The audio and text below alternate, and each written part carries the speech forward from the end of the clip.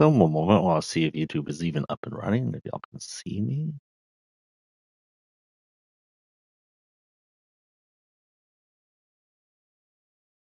Yeah.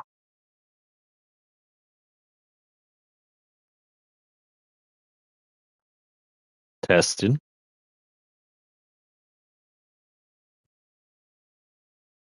Tested. Yes. Okay. So for right now it's working. We're going to come in here and play a little to see if everything is running. As we know, sometimes Fortnite and playing while streaming can be a little bit iffy. I don't know if it's AT&T, Fortnite. No, it has to be AT&T because Fortnite wouldn't be affected by the streaming, the YouTube, and everything. It would be AT&T telling us. So see if that works today. Hello and welcome to Fortnite's end of Chapter 6 with Sephiroth TX. We're here a couple hours early so we can discuss the storyline, play a little just to make sure it's up and running before we get to the actual story. I just saw something weird here and I needed to figure out what I was seeing. Oh, okay, she's wearing a mask. That's what I was seeing. And just have fun. The actual event takes place in about an hour and a half. So it'll give us a bit of time. We're going to go through both Chapter 6 and MS2 because those are both Chapter 6. This is technically the end of the Chapter 6 um,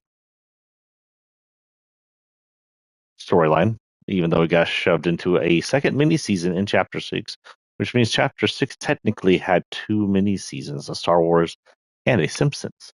First, we aim to have a 0-hour thing down here, which is showing the people or the available skins that you can buy that will be related to 0 Hour. They got the Teenage Mutant Ninja Turtles, which originally showed up in Chapter 5, the Grecian themed island. And so they'll apparently show up. Looks, I'm pretty sure he's a YouTuber. I don't know. Why does he look like Matt Pat in the skin? Like young Matt Pat. Nick E30. I don't know why the heck we got all the streamers down here. Are they actually going to be in here, or are they just here because they're going to be streaming? No, I'm kidding. Ooh, K-pop Demon Hunters, which did come for Chapter 6 here during the Halloween season. Will be here apparently soon. Miku, which technically Chapter 6. Yeah, Chapter 6 Season 1.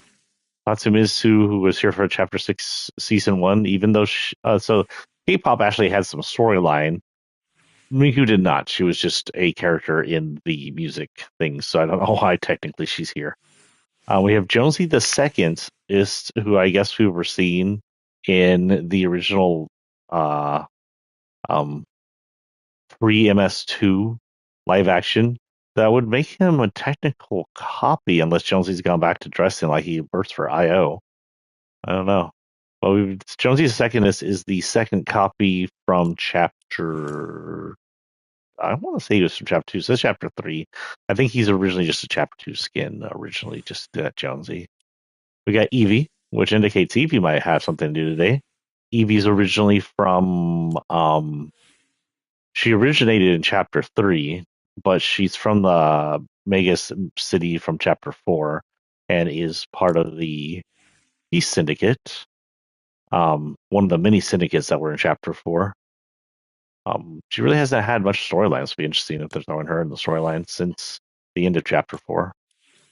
Of course, Hope is here. She and Jonesy are like the main characters. No idea why Night Unit Marksman here. He's just random skin. I don't think he's Chapter 6. Oh, he is Chapter 6. Okay. If you get down here, they do have the Stranger Things crew. They're very sort of almost realistic looking, which is weird. I don't know if you've seen Stranger Things, but they need to give him his messed up hair.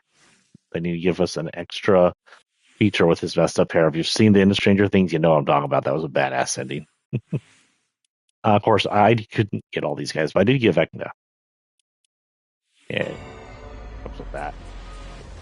Now, the one thing I will say is Vecna's missing his claw hand. Vecna has a right or left. One of his hands is a claw. made out of like the upside down material. That's all over his body. I'll say they also busted out Eleven and Hopper from a few seasons ago. Eleven's technically from OG season, really? I thought they were from. So I guess they did the Stranger Things. And yeah, there we go, season 9. Yeah, so in season 9 is the first time they did Stranger Things crossover. 11 came out at the same time Hopper did, but I guess I might be wrong. No, it was Hopper and the Demogorgon. That's right. Those are the two that came out at the same time. Here he is. And in chapter 1, season 9, the Upside Down first leaked over. This season, the a new island has come through. That's a mashup of both Hawkins and the Upside Down. We can go look at that if you'd like. We have time. Here's some more Fortnite drops. We have Midas from chapter 5. Then this was weird. So it seems like they cleared up the issue.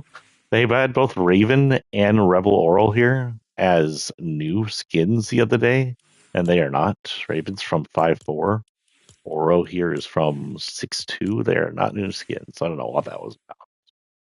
A new dummy. I don't recognize this dummy. Summer dummy is from 6.3. Naked Homer if you want Naked Homer. Bunch of other stuff, but nothing important to this. Yeah, that is. So if you haven't seen the trailer, go ahead and watch it here real quick while we're testing the streaming anyway. This is it. We'll never get a better shot.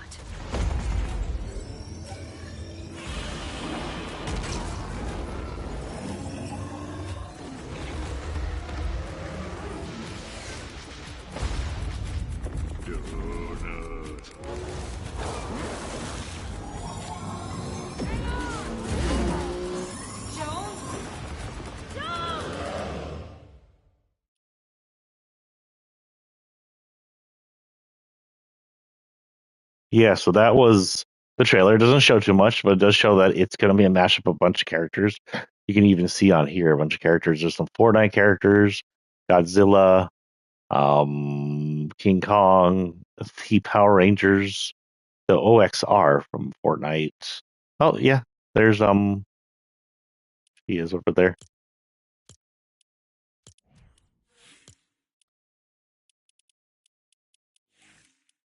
So I guess Evie will be in it because she's on the front, which means the Peace Syndicate might be there. I don't know. I haven't seen much of the rest of the Peace Syndicate lately, but she's there. Peace Syndicate would be her lizard boss and a few others. So we're going to go in here to the locker, and we're just going to go through chapter 6 and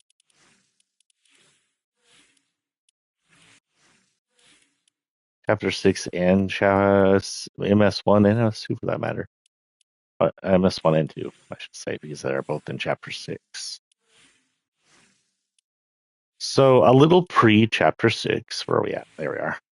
A while ago, in game history, we don't know how many years ago, could be 10 years, a decade, 100 years. Time in Fortnite moves differently than real life. But a while ago, during chapter 4, or just after chapter 4, we had what was known as chapter OG. Jonesy went back to the past, or Agent Jones, I should say, the original Jones, as went back to the past with a vampire's time traveling machine and manipulated chapter 1 into a bunch of events happening at once and changing the history of those events. He made the Polar Peak moon piece crash into the island, but there was no Ice King. He brought the 0 point up without the need of destabilizing it right underneath the cube, which was looking for it, which left the cube with nothing to do. It made the cube appear, but there was no runes, no power for it. And he manipulated a bunch of things. His end goal was to create Season X again with the alternate meteor and then run the time machine into the 0 point. That caused a Big Bang.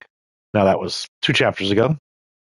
That Big Bang separated the one island into multiple islands. We've seen the chapter 5 island, which was the Grecian God Island. Now, that Grecian God Island allegedly already existed in all time because it's where Zeus hang. Well, actually, no. Zeus comes from another realm, so I'm wrong with that. Chapter 5 island was not Zeus's realm, it had to be Grecian island that the gods came to. I forgot about that. The gods came from their realm to that island. So nix that. But anyway, so we've seen the Chapter 5 island, which became the Grecian god island, as well as the island of like Mad Max stuff.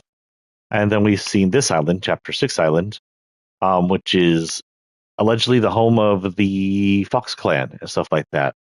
But what we didn't know is we don't know what happened to the 0 point. When it created the Big Bang, there were two theories. A, the 0 point is gone. It's been erased, it's been deleted, it's been destroyed.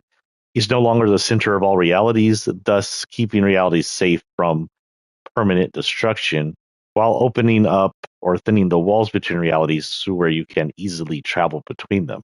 I don't know if that's true because there's some evidence of 0 point travel still. Sideways rifts, inner sideways rifts, and even portals are still present. We've seen a portal that controlled Godzilla. We're still using inner sideways rifts to launch into the sky with the shake globe. And we've seen sideways rifts opening up on the Blitz Island, stuff like that. So we're not entirely sure if the 0 point is gone or around. What we do know is that at the end of chapter 5, we had what's known as the Remix Island. We went to another time travel island, separate of the new OG time travel that's happening. This was sent us into an alternate chapter 2 timeline where oddly Snoop Dogg and a bunch of um, musicians owned the or controlled the island instead of Midas. So Snoop Dogg, Eminem, a few others, Ice Spice, and lastly, uh, Juice WRLD was more or less a god in that world. And at the end of that, we had some kind of music thing go on, and that opened up a portal that we, Jonesy, and Hope traveled through into a new dimension. The new dimension being Chapter 6 Island. But with us from somewhere came a giant shard of the 0 point. 0 point sheds shards naturally when it existed. A 0 point shard usually looks like the Rift Butterfly. It looks like just a little clear piece of energy. And these are can be used for small things to help to if they infuse them to certain things. Loopers or us can teleport in small ways. If you have one inside a rift globe, it allows you to sideways rift into the same reality up into the sky and small things like that. But this was different. Even though this was called a rift 0 point shard, it wasn't a small shard, it was a big crystal piece. We've seen crystal pieces of shards before from the 0 point. Back in chapter. What was that? Huh? Oh, okay. Just heard a big crash from up front. Um, from the chapter 3, no, chapter 2, prior to the flip, when the 0 point was disabled, it leaked a bunch of big chunky shards everywhere. These were 0 point shards. It was dropping on the ground. Pieces of itself, just like the smaller shards, but bigger pieces of itself. But that didn't mean the 0 point was destroyed. That was a disabled piece at it. So whether or not the 0 point currently exists and is shedding and ejecting pieces through reality, or whether it is destroyed and this is just a piece that's left over, we still don't know. However, the 0 point shard came through with us into this reality, hit the ground, and started the issue with Chapter 6. Chapter 6 is an island that seems to have, way back in the day, been the Fox clan's originating world, which means it's also the River clan's originating world, and maybe a few of the other clans. I do know that some of the clans on that world, like the Luminaries, came from different worlds, but some of them came originated from that world. But in this island, the Fox Clan, the River Clans, and the mask makers of the Fox Clans have all kind of just gone. They're no longer around. The Fox Clan likes to yeet between realities even before the walls were thin. The River Clan is back on Chapter 4 Island in the um, pre Big Bang timeline.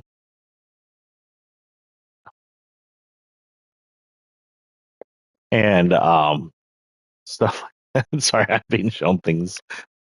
What is that, a drone? Oh, okay, those are cool. And uh hold on, I have to recapture where I was.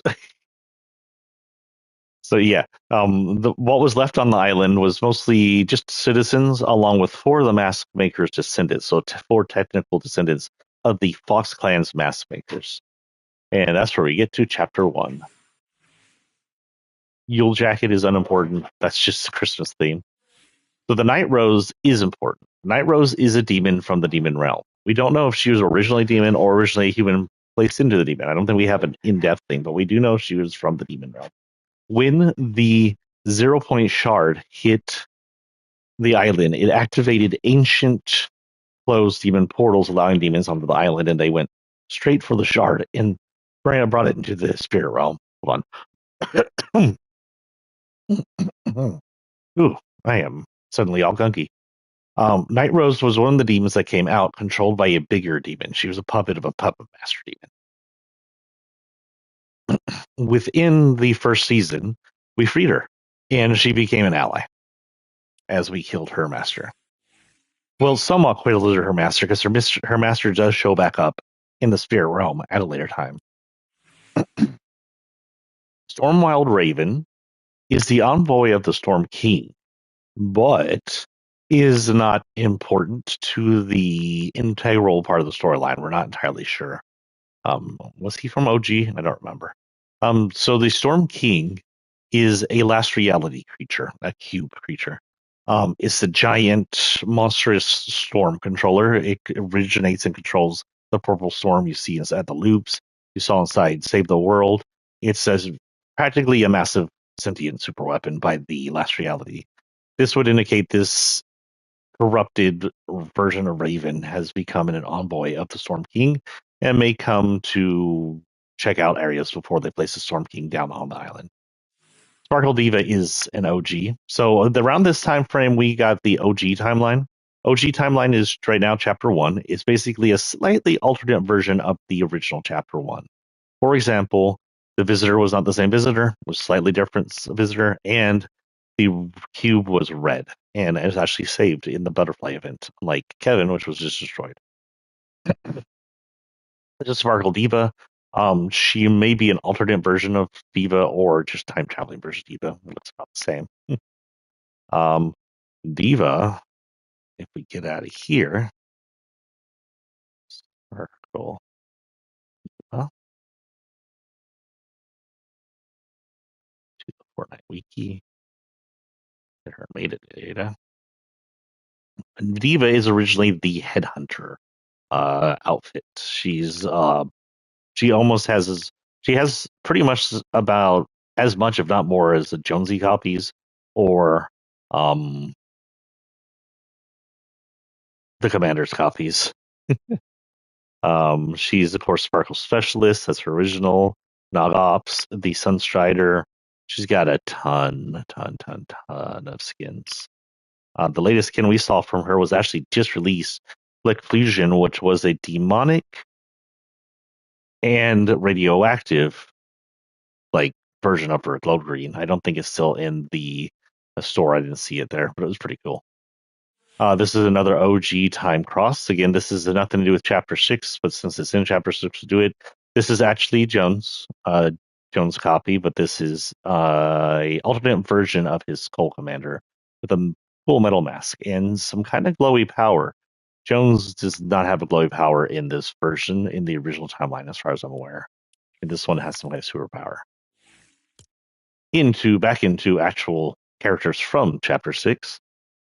This is Shogun X. Shogun X was the commander or leader of the military of the demons at the time.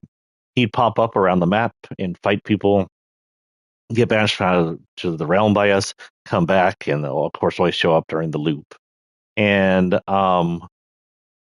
at the very end, when Diego tried to rescue his sister from the spirit realm, he popped out and they had a one-on-one.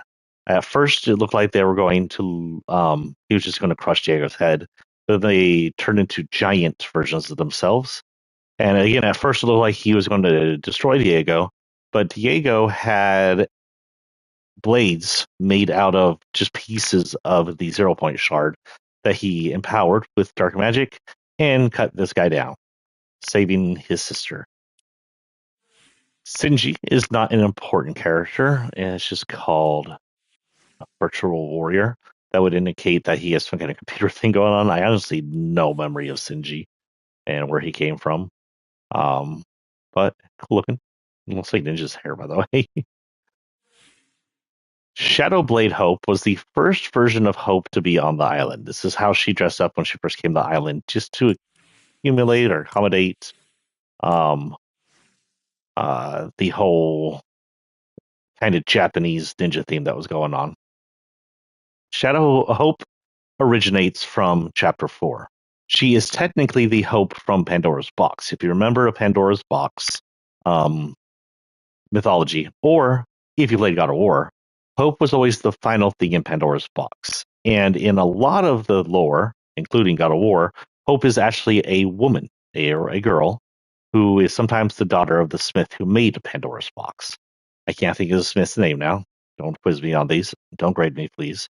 Um, so in chapter 4, Hope was out way before the Pandora's Box was released, but she's likely still the Hope from Pandora's Box since it was native to the island.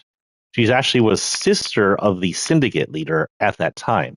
The Syndicate were these bad guys in chapter 4, and they were ruling the island with their wealth. But Hope started a rebellion against this, saying this isn't fair.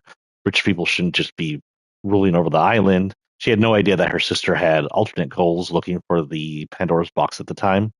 Hope, after Pandora's box was, no, before Pandora's box was released, I believe. No, it was after. Hold on, I'm thinking. No, it was after. So we opened Pandora's box. The Grecian gods came, and Hope helped us fight against the Grecian gods. We ended up killing Zeus after we ended his immortality. And um, after killing Zeus, we started picking up the shards of Pandora's box. This was a really dangerous thing, according to Jones. He equated it to the power of the 0 point, realizing how corrupting and dangerous these things can be. But every time Hope picked up a piece, she began to create visions. We learned through Grecian Sightseer or Seer. Wow, I can't think of the name, lady who can see the future, Oracle. We end up learning through an Oracle that Hope is able to see the future, and she's is very integral to the future of our story. Hope doesn't just be able to see and speak out these future details; she has to paint them. This isn't the first future sights here we saw. Dark Zero copy of Jonesy, the corrupted copy or the cube copy of Jonesy, could also see the future back in chapter 2. But in this one, I haven't seen Dark Jonesy forever since the Cube of Invasion when he became useful. And Hope is now the future seer, and she paints the future. To the fact that back in chapter 4, she painted the masks, knowing that was going to happen. When we came over to chapter 5, she came with us. And of course, oh, I'm sorry, not chapter 5. I'm mixing things up. She's chapter 5, but I said chapter 4. She painted chapter 5. And when we came over to chapter 6, that became our first reality trip. She came with us, Jones. Originally, at the end of chapter 5, it felt like Hope was supposed to replace Jones and Jones was supposed to retire. But both came over to chapter 6 and both are still integral into the storyline. That said, we did see the trailer and she's yelling Jones in a desperate manner. Could Jones meet his fate? Who knows? In this version of her, she has a few forms and she appears to have a mask. If this is a mask created by Diego, we are unsure, but it doesn't seem to infuse her with any powers. And of course, she is very cat themed, which a lot of people thought might relate her to Lynx, but there's no indication she's related to Lynx. Lynx is from chapter 1. This is Surge. As far as we can tell, Surge is an alternate reality version of Drift. Drift means you're drifting, Surge means you're powering up. Who knows? This is from the OG again, and he does have the power masks. Where you learn that these power masks are made by the Mask Clan or the Fox Clan back when they used to make the masks or whatever's going on here. This is Reno Ichikawa. Now, this guy, along with a few others, are from Cujo number 8, which means during season one, which is the same season we had some kaiju coming through, which we'll see here in a minute. There was some reality thinness between kaiju number eight, and possibly kaiju number eight itself was able to tear the realities, allowing three of them to slip through. And now they're got trapped here, or they got zero copied and put back. I don't know. They didn't have like an integral storyline, but they're here. This guy in kaiju number eight is a good friend of the main character, the one who can turn into kaiju number eight. He knows the secret, holds the secret, and but it looks to become a more powerful kaiju hunter himself. So he's achieving. I'm up to book 6 or 7, I think. I don't know, and I haven't seen the anime yet because it's not free and I don't have money. This is Renegade Rebel, another OG copy. This is likely just a 0 point copy, but she's so close to Renegade Raider, it could be either. Honestly, who knows? She's just a really close OG version of Renegade Raider. This is Recon Raptor, another OG person. Um, a copy of the regular Raptor. Can you take off his mask? No, you cannot. Okay. This is Ninja, another 6-1 OG. He is an actual cat, furry person. There's 3 versions of him. His normal version, which is sort of kind of Siamese. His black furred version, which has some kind of cursed purple looking to it, and his golden lucky version. He's a ninja and a cat person, and he's on the side of good, but he's also apparently a troublemaker. He also has a cyborg left hand, which is pretty cool, indicating this island has some advancements in technology, which we see. Um, don't remember Ninja having too much of a huge part of the storyline, but he was there as part of the main crew. This is Minato. Um, he is part of the Let Hunters of Let's Hunt Vampire Set. He's a vampire hunter. I don't know if he came out around. I don't know why he came out around then, but we do have some vampire hunters that leak through from Chapter Four's end that keep bleeding over into New Worlds. Chapter 4 is where the big vampire was. The vampire hunters congregated, but the vampire hunters stick around, which makes sense because we still have 0 copies of the vampires. Drift Vampire, the original vampires from Chapter 1, and even Chapter Four's vampire came over. This is Mechagodzilla. One of the worlds that bleed over into our island was the Godzilla universe. But unlike most universes, this had a actual portal, zero portal, which may indicate that the 0 point is still around. You had to enter the zero portal to create a sideways rift to bring in Godzilla, if that makes sense. So there's zero portals to here. In fact, this isn't the first time we had to enter zero portals to do things since that era. But yeah, and here Mechagodzilla, of course, is from Godzilla. I believe it's created by the government in an effort to combat Godzilla and the other kaiju. I also believe that in certain lore, it goes cray cray, because instead of being driven, it's sometimes AI. This is King Kong, originally from the movie King Kong, which later on would become the same universe as Godzilla, and they would often have bouts. Um, just a giant natural monkey from Earth. Nothing really like not humans created it, not experiments or anything. Just as far as I'm aware, giant monkey left over from the Lost World eras. This is the Night Conqueror. I believe he is also an OG timeline. Released around chapter 671. So the Knights are apparently the Red Knight, at least, is a copy of Jonesy, according to what I read. And this is an alternate reality version of it. You can see he has some kind of power coming out of his leaking out of his left eye, where he's been hit, which indicates he has some kind of magical power. Don't know if Jonesy's original did, but they did have the glowing red eyes. Kikoru again is from Kaiju number 8. She's one of the most powerful and successful Kaiju hunters from the anime and manga. And yeah, she ends up, I think, learning about the Kaiju's powers sometime in there and the guy. But she's a good person. So yeah. Here's Kendo, one of the 3 brothers, along with Diego, 3 siblings. that are descendants of the mask makers. He's sort of their leader and the more responsible one. He tried to stop Diego from creating more masks as it was dangerous. He tried to stop Diego from breaking into the spirit realm. He's never listened to, which is typical of things like that. Um, he, even though he's their leader, he doesn't have a big story role as far as any kind of events go so far. But he, as their leader, he is the one that sends us on a bunch of missions in chapter one. This is Kafka, also known as Kaiju number 8. He is the human Kaiju number 8. At the beginning of Kaiju number 8, he somehow consumed a Kaiju or something like that. He's of a Kaiju and became Kaiju number 8, half human that can turn into a Kaiju. This is Jade, one of the three siblings of the Mask Makers. Um, During the storylines in chapter 1 and during Diego's attempts to mess with the dark power from the spirit realm, somehow Jade became infected. I don't remember if it was even told how she became infected, but she became infected and touched by the dark power in the demon spirit realm.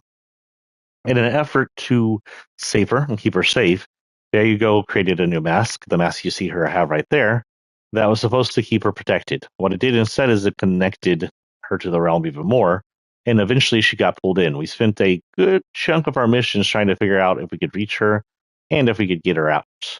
Um, that's when the 0 point blades were created, but then everything was given to Diego because they thought his plan might have the most success.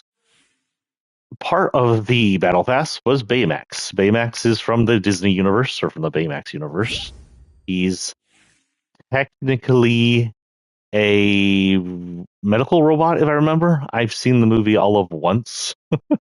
So if I remember correctly, he's supposed to be a medical robot that a one moment, hold on here. Um, how do I chat again? Oh, well, I'll get to him in a minute. But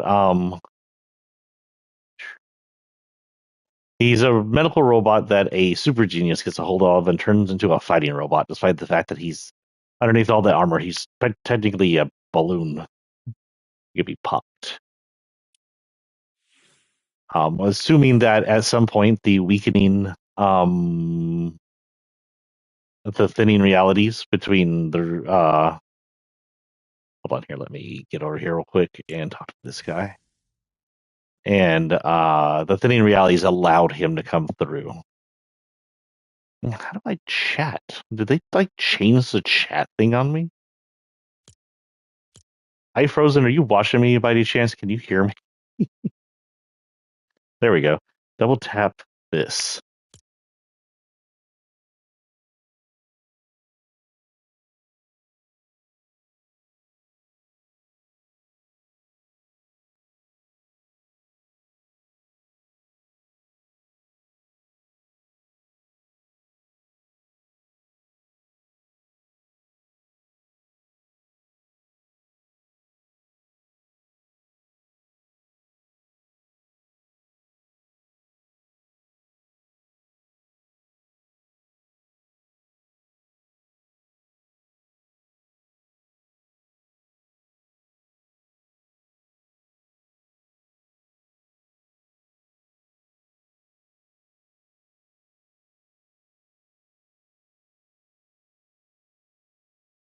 Okay. Whoa. What am I doing? I didn't know you could do that.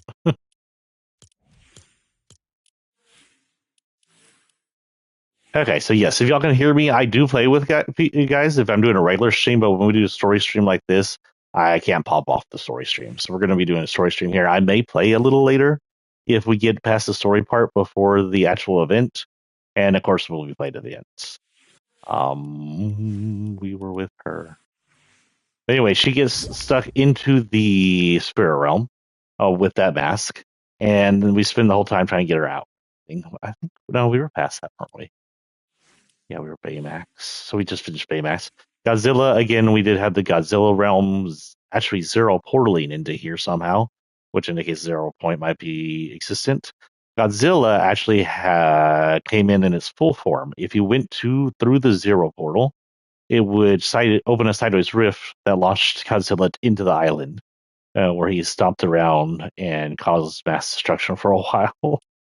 A pretty good little mini event that you can control Godzilla. This is Flaky the Snowbird, which makes no sense. Oh no, I guess we would have had Christmas at the beginning of this. That's right. This island had two of the Prism events, and one of them was Mariah Carey. She's thawed out now. She's everywhere. So this is Flaky the Snowbird, not really a story wise character, but just a bird apparently made of snow. This is Diego, the third and final of the siblings of the mask makers. He's the one that actually makes masks of the three. Oh, my pants fell. Not like that, y'all. Something in a package. And he also has been experimenting with the dark power. Diego actually goes through he's like the main central point of this chapter. In the first chapter, of course, he's creating masks to fight the darkness and the demons and to save his sister. In the second chapter, after the portals close in chapter one, after he defeats the bad guy, between then the second chapter, the portals release this radioactive, darkness infused gold everywhere, and it becomes a sort of a gold treasure hunter's paradise. And we get in chapter two, which we'll get into after we get there, is all focused around that. But one of the things Diego does is Diego realizes that the gold isn't just money; it's magic, and he uses it to craft a mask that allows him to finally enter the spirit realm. We're not sure what his original plan in the spirit realm was. He's already semi-corrupted by the darkness at that point, but he was sort of aiming for the 0 point shard, which is being kept by the demon or the dark presence. Inside the 0 point, he meets with the puppet master that was puppeting um, the Night Rose and becomes a possessed demonic entity himself. When he later exits at the end of season two, he's this dark presence that is working on summoning the actual dark presence to the island, which he does succeed in, at least partially, until a bunch of superheroes, which we'll see in a minute, come in and save the day along with Soups. And then he's released. He is currently back to being regular Diego and very apologetic about his use of the masks. And we didn't see too much of him in this past chapter. As the OXR moved in, the masks creators have kind of taken back seats while the OXR and the superheroes fought the bugs, even though those were demonic bugs. Cuddle Team Specialist is a timeline change, Chapter 1 OG. For some reason, Cuddle Team mascot is now Sam Fisher from, yeah, Splinter Cell. Don't ask, I don't know. Boss Koji, I don't know. He reminds me a lot of the tiger from chapter 4. Could be he is from chapter 4, and since he's a boss, it could be that he was part of the syndicate or ran his own syndicate. Says he's part of the Black Claw set. I don't know if that just indicates because he's a panther, or if he ran something called the Black Claw. Don't know much about him. He was just in the store. I thought he looked cool, so I got him.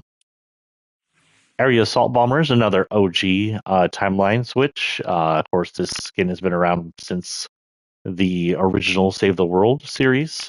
But yeah.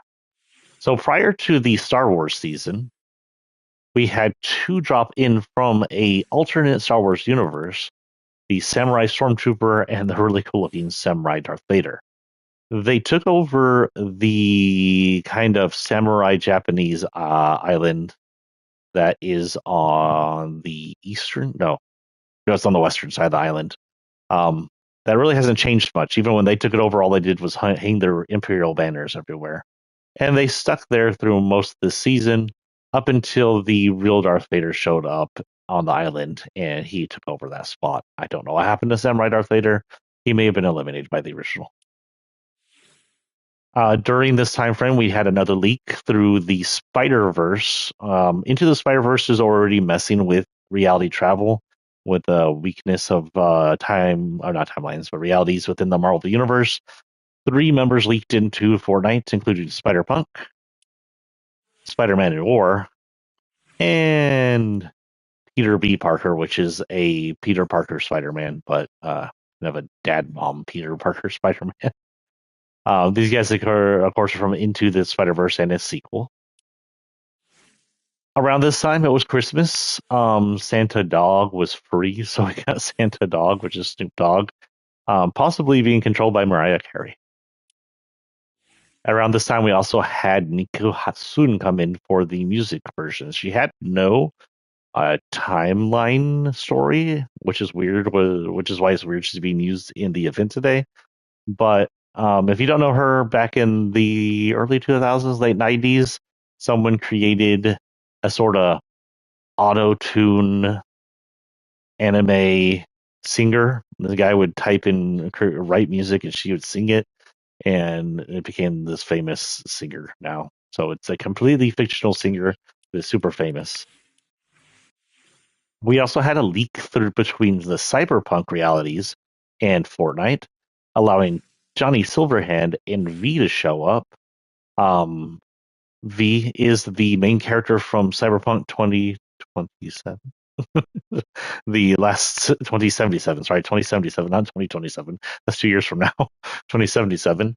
And she, or he, in this case she, because it was a create your own character thing, got a Johnny Silverhand chip shoved into her cybernetics, which was began to overwrite her memory. And the whole story is them trying to figure a way to stop Johnny Silverhand from overtaking it. It's really, if you haven't played Cyberpunk, really good, really dark shooter RPG. Probably one of my favorite games of all time. Play Cyberpunk. It's good. Johnny Silverhand is actually from the 2020s in the alternate reality version, where he was a rocker and terrorist who took on the evil corporation Arasaka. In his mind, he was a 101 with Arasaka's, but in reality, it was him and a group of people, including Morgan Blackhand, who was more the hero. Johnny Silverhand thought he was the Morgan Blackhand hero.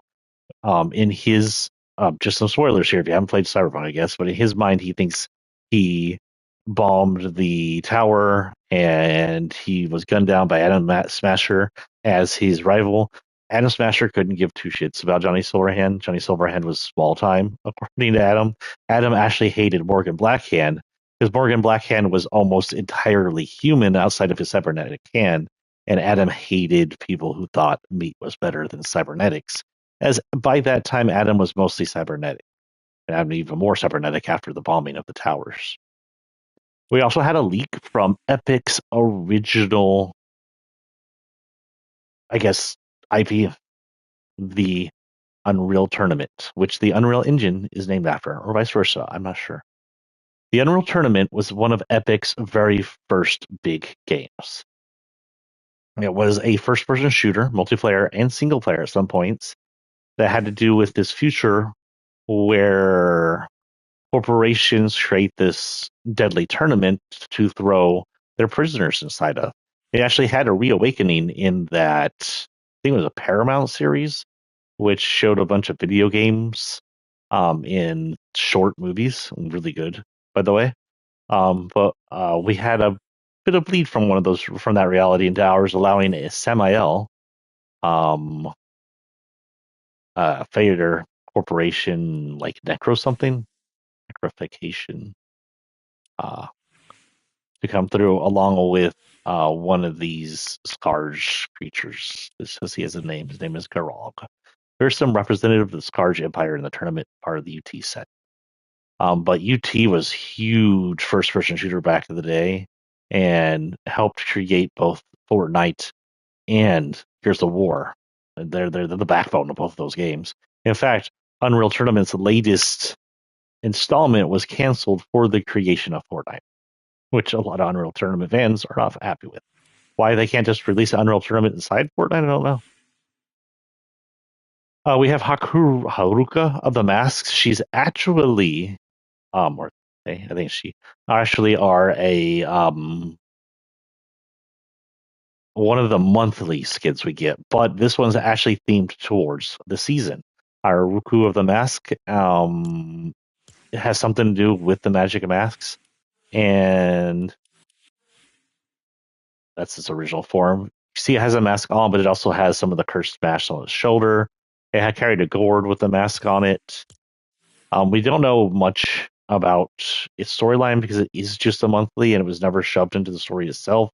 But it's actually a really cool looking skin, and I like this pink version of it. One of my favorite skins of that season, honestly. Of course, it has a katana on it. I have a fondness for katanas.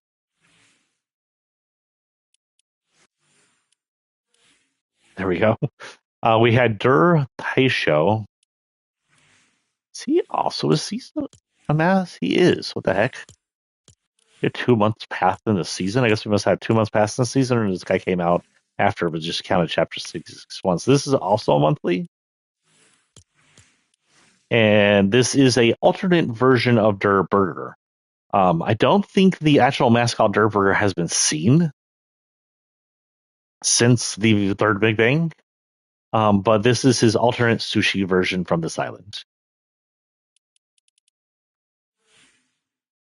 Don't know much about. Oh, so that's the end of chapter 6, season 1. So between chapter 6, season 1, after the gold release, what happened was a bankster, which we'll get to up here because he's a skin, um, took over the island and hoarded all the gold and all the money and created banks in all the places. There's at least a few years, if not a decade or so, between season 1 and season 2, because an entire city known as Crime City or something like that. I don't remember. And the entire big mansion and an entire city was created on the island to house the banks and the criminals that fought against the banks. The criminals, of course, are the good guys. The banks are the bad guys, just in like real life. I mean, what? Um, but yeah, that whole season was about theft. It wasn't our first theft season. In fact, it might be our third or fourth theft season. Um, see, we have theft season chapter 1, theft season in chapter 4, where it was prior to the fall. The actual theft season at the end of chapter 4, where we worked with actual thieves. Chapter 5 did not have the theft season, did it? Not really, not in case, unless you count recapturing Midas. So this is our fourth theft season. But we were working to break the vaults, steal the money, and um, crash the economy of the bad banker. This is Serix. I have no idea. It's Dry Rider, just some kind of cactus same character. No actual storyline with him. Same with Vanguard Sadie, Metal Mask set. But that said, Zadie does have a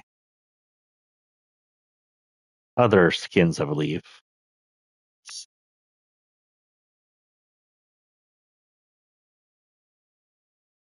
One of the Vanguard Zadie, going into her metadata. So her original name is Zadie. That's her original name. She has three different. She originally came in as Shady Zadie, and she worked for the Shadow or Chaos group, the one that Midas run. She then became Elite Zadie, and she no longer had the Chaos emblem on her. And Vanguard Zadie is her third form. It says protect what matters. She could be working for the current government. She could be just a mercenary. It's not entirely sure. She does carry the Midas scar on her mask, same eye and everything, if I'm correct. Which may indicate that she still has an allegiance with Midas, but she doesn't have any of Midas's symbols, just this weird purple crystal on her shoulder. That Latina was one of the main robbers for this one. She may actually just be originating from this island. We'll check here in a minute. I like this. This allows us to tell if she's had been here before, or if she originates as Valentina.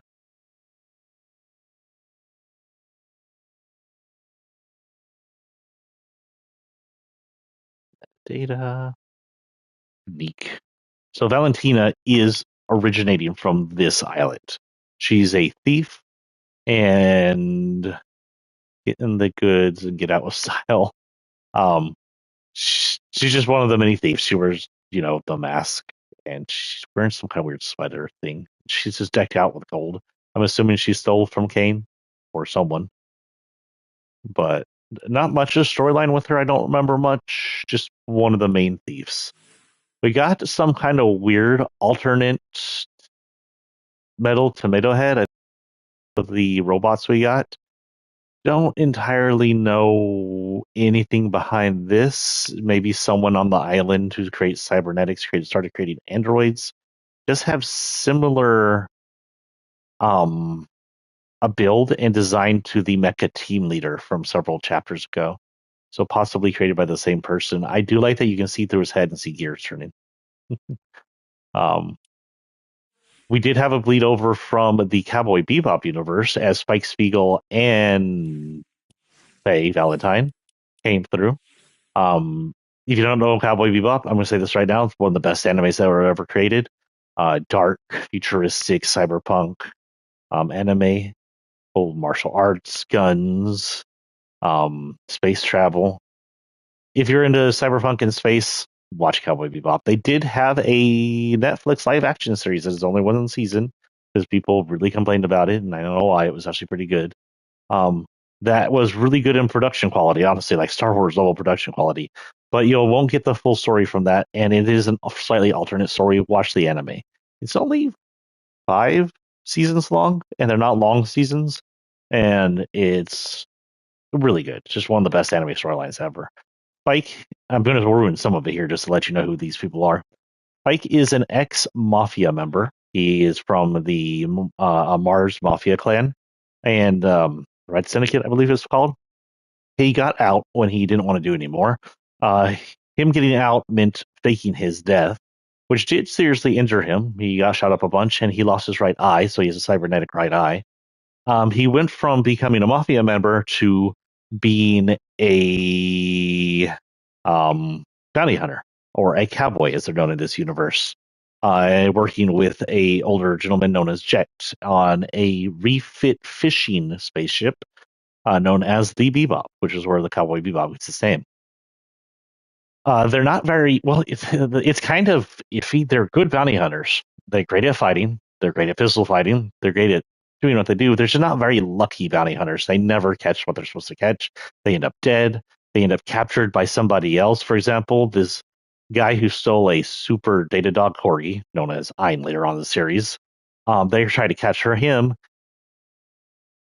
Spike goes to save Ein when he goes to fall in the water, letting the guy that they were supposed to get the bounty on, which was a fairly high bounty, crash into the cops' police station because he crashed into a police station. Of course, the police captured him, and Spike and Jet get nothing. That's usually how it ends up. They almost always end up with nothing, which is why their bell peppers and beef always lack beef. Um, Faye, according to the original anime timeline, because she apparently has a completely different and unknown storyline in the live action version. We'll never know because they didn't finish. Maybe they should make books out of that or something. Who knows? Um, but in the original timeline, she's from almost present day Earth, just a little future from us present day Earth. I don't know the year. It's future enough that they're taking schools into orbit and they're building the gates.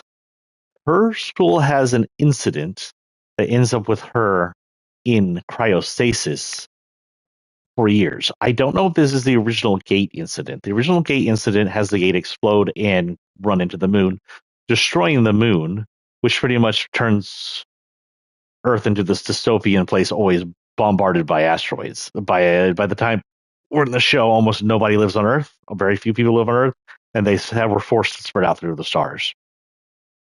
I don't know if this is the same incident that caused Faye's incident. It may be a complete different incident. It's not 100% clear. We just know she was in space when it happened. When she awakes, she's cheated by the person who kept her in cryostasis and owes him a lot of money. She goes into kind of this cheating people mode where she's always scamming people and scheming and stealing money. When we first meet her in the regular timeline, she's working for a kind of mob boss like guy who runs a space casino, and she ends up going with Spike and Jet on accident when she's trying to scheme. They capture her, hold her, she escapes, runs out of fuel, is recaptured by Jet and Spike, and ends up being part of the crew later on and one of the bounty hunters.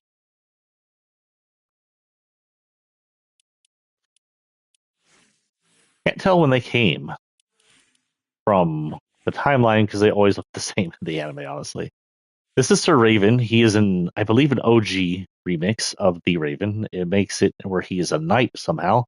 Raven looks like he's always been part of the last reality in Storm, but in this case, he is a knight, possibly, of the last reality. He has some really cool glowing knuckles and joints on his fingers, honestly. Around this time, so the turtles came in chapter 5. Yeah, that's right. Chapter 5, the turtles first came over. But apparently, the thinning between the Turtles universe didn't go away because Baxter, I believe, came around this time, along with Bebop and Rocksteady. I got Bebop and Rocksteady. Oh no, and King. King. I got Bebop, Rocksteady, and Crane because I'm an OG Turtles fan from way back in the 80s, 90s, whenever that cartoon was. And King, Rocksteady, and Bebop, they were the big baddies. Dumb as shit. And honestly, Shredder should have never teamed with them. But the Shredder from my cartoon wasn't exactly the smartest either. Now, this is Rocksteady. Like most mutants, he was originally a human, and he was mutated by the ooze into some kind of rhino creature. It's like very uncomfortable to have teeth like that. This is the second android robot that was released during this timeline. Again, very mecha team leader. Whoever's creating these is likely the same person, but we don't know why or who. But look, Rebel Oil, Oro. So this is the one they accidentally marked as new this season, even though he wasn't. The Belief. Don't know why I got this guy. He must have been cheap. I wouldn't have just picked up an Oro skin, but if he was one of those $4 skins, I may have picked him up. Oro is, as far as we can tell, possibly a deity of the sun and goat. There was some indication that he might be related to Midas, but it isn't entirely clear whether or not they are. The original Oro appeared chapter 1, I believe. It's chapter, maybe chapter 2, along with the female version. Rain Beer was just released, I think, around Pride month at the Rainbows. Actual rainbows and not the Fortnite rainbows. Don't know if it was Pride month or not, but definitely good for Pride season. During this time, we had further cracks in reality between the Land of Ooh, or the multi-universe of Adventure Time, and our time universe. Now, Adventure Time, ever since the end of Adventure Time, has had weakness in realities.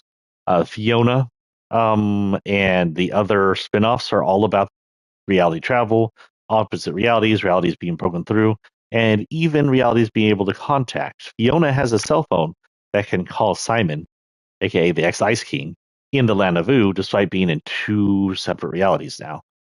So the realities are always thin. And at some point, Bubblegum got shoved over here. This looks like Princess Bubblegum from the end of the Adventure Time series. Power Punk is another OG remix from around this time frame. She's a play off the punk rocker from Chapter 1, mixed with the space travel around that time frame. Around Chapter 6, Season 2, Midas showed back up. Now, Midas has an interesting, longer story.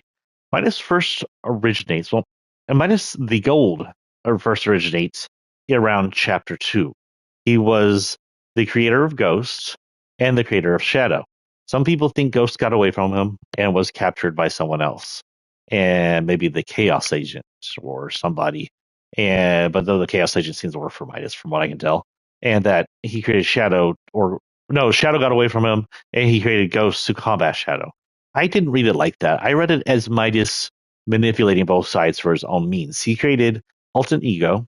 He took the Alternate Ego group from the first season of Chapter 2, created Shadow versus Ghost, and crafted a battle between the two while he did things in the background. And that's why he was able to get a hold of IO's tech and be able to do his loop breaking tech, which allowed him to break the loop. He broke the loop at that time, creating a zero copy of him while he left. We don't know what happened between the loop break and now. There were other versions of him that showed back up. The next time we saw him was Shadow Midas, but that was not the real Midas. We already warned. That was actually the Midas that shows up in Chapter 1 as the Storm suit. And that seems to be an alternate reality Midas that may be working for the last reality. The next time we see another Midas that isn't, looks like it might be this Midas, is Midas Rex, who comes from the DC universe alongside with the Joker and Ivy. Unclear if that's the same Midas. We just kind of assume it is. He didn't have a huge storyline at that point. He was just reappeared back in. That was around chapter 3. Um, then quiet on Midas's main front until chapter 5, where we learn he was imprisoned by the Grecian gods in Hades. And we work with his daughter Jules to break him out. Midas has two daughters, Marigold, which also contains his curse, and Jules, which doesn't contain his curse, is a super genius mechanic and has a ton of tattoos. Jules works with us to break him out along with the rest of Shadow Group. He ends up on his boat after that, and they skedaddle. And we don't hear anything from him until this chapter 6-2. We don't know how he got into chapter 6, but he got over here. Maybe his boat could pass through realities, and even though we didn't see it show up in this reality. He comes in, of course, when all the gold comes in. He has two goals here. He wants to end um, Kane's legacy. He wants to end Kane's ruling influence. He doesn't like rulers. It's why he broke the loop. He didn't like IO ruling things. So he's in here to end Kane's influence over the island. And, he is the king of gold as Midas. But his second one, which shows up in the chapter after that with the supers, is he wants to contain the 0 point. He believes what's left of the 0 point, the shard so far, should be placed back into a vault. Now, we don't know if that means he's just thinking the shard should be placed in the vault and he wants to go around collecting all the shards, or if he knows the 0 point itself is still alive, something we're not sure of, and he's looking to recontain it. But he mentions placing it into a vault, which technically it was sort of in at the very beginning of this whole storyline. Mecha Rex is a completely cybernetic or completely android version of Rex from Chapter 1. He's an alternate version. It's not clear if it's an android or if there's human in there somewhere. If it is human, Jonesy was the original Rex, which means Jonesy's there somewhere. Marika, not entirely sure where she came from. She doesn't have alternate versions, so she's not monthly. She may have been the cheap. She definitely has spray paint on her, so she could be part of the Peace Syndicate, or she could just be a graffitier because we have several of those. Marceline, of course, comes over from the Adventure Time. Oh, so Bubblegum is an ancient creature from Adventure Time. She originates from just after the nuclear war that destroyed the world, and she lived amongst the zombies. Her form did. From the weird mutated candy thing was born both Princess Bubblegum and her dragon brother, and she helped create the land of Oo and the kingdom of Oo, which the Candy Kingdom is her central point. Most of the candy creatures in the Candy of Oo were actually scientifically created by her instead of naturally mutated or born or whatever. Marceline is actually a human demon, uh, born of both a human mom and a demon father from just after the nuclear mushroom war. Some point she is she ends up back on Earth or Ooh, and she's found wandering the wasteland by a not quite Ice King Simon, and he takes care of her. At some point, it's not entirely clear. I don't remember which. She ends up with the Vampire King and turned into a vampire, so she's a human, demon, vampire. She's all three. The vampires of this world work a little different. They can drink blood, but they don't need the blood. They live off the color red, so she can just drink the color red. When she becomes good, instead of drinking blood, she just drains red from things. In fact, in the latest episode of um, Fiona, you can see her using that power. Both Marceline and Bubblegum, prior to Adventure Time, were a couple, and they got back together at the end of Adventure Time thanks to the help by Finn and whatnot, and Bubblegum actually growing up a little. But yeah, she's a musician. I don't think she's had, she is in Fiona right now. So she and Bubblegum are both taking care of a sick Finn. This is Krang. Krang is an alternate dimension. I want to say they're from Dimension X, which is ironic because it's also the same dimension. It's an alternate dimension in a bunch of um, different like stories, books, and realities, including Stranger Things. But this is Krang from Dimension X. They're an alternate dimension alien. They look like brains with tentacles. The entire race is known as Krang, so I don't know if they're supposed to have their own name, but I think they always speak about themselves in the third person. Krang in my original cartoon, which is the guy from, while being intelligent enough to do cybernetics like this, was also incredibly dumb. He was always making the bad worst mistakes.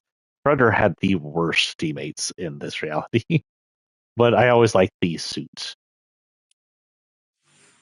This is Keisha. We are actually back to the thieves several lines later. Keisha is one of the thieves, and she's a driver as well as a motorcyclist.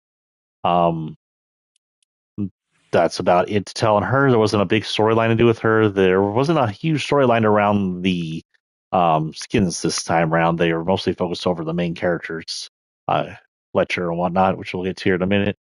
But yeah, if there was a driving to be going on in the main group, she was the driver. This is Joss. Joss was the chemist of the group. She may help make explosives and other things. She also was very anti-magic. She believed magic was fake. She was struggling with the fact that this island was full of magic, which indicates we're unclear if she originates from this island. I guess I could look that up real quick, or if she comes from a different island. Let's look up both of these real quick since we're back to the main people.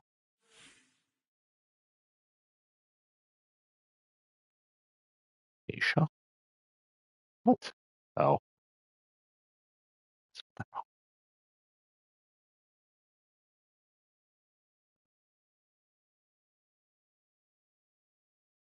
Yep, Keisha's from this island. If they're unique, I assume they're from this island. And then her name is, because they never show up enough for a former island, unless the storyline makes it clear elsewise.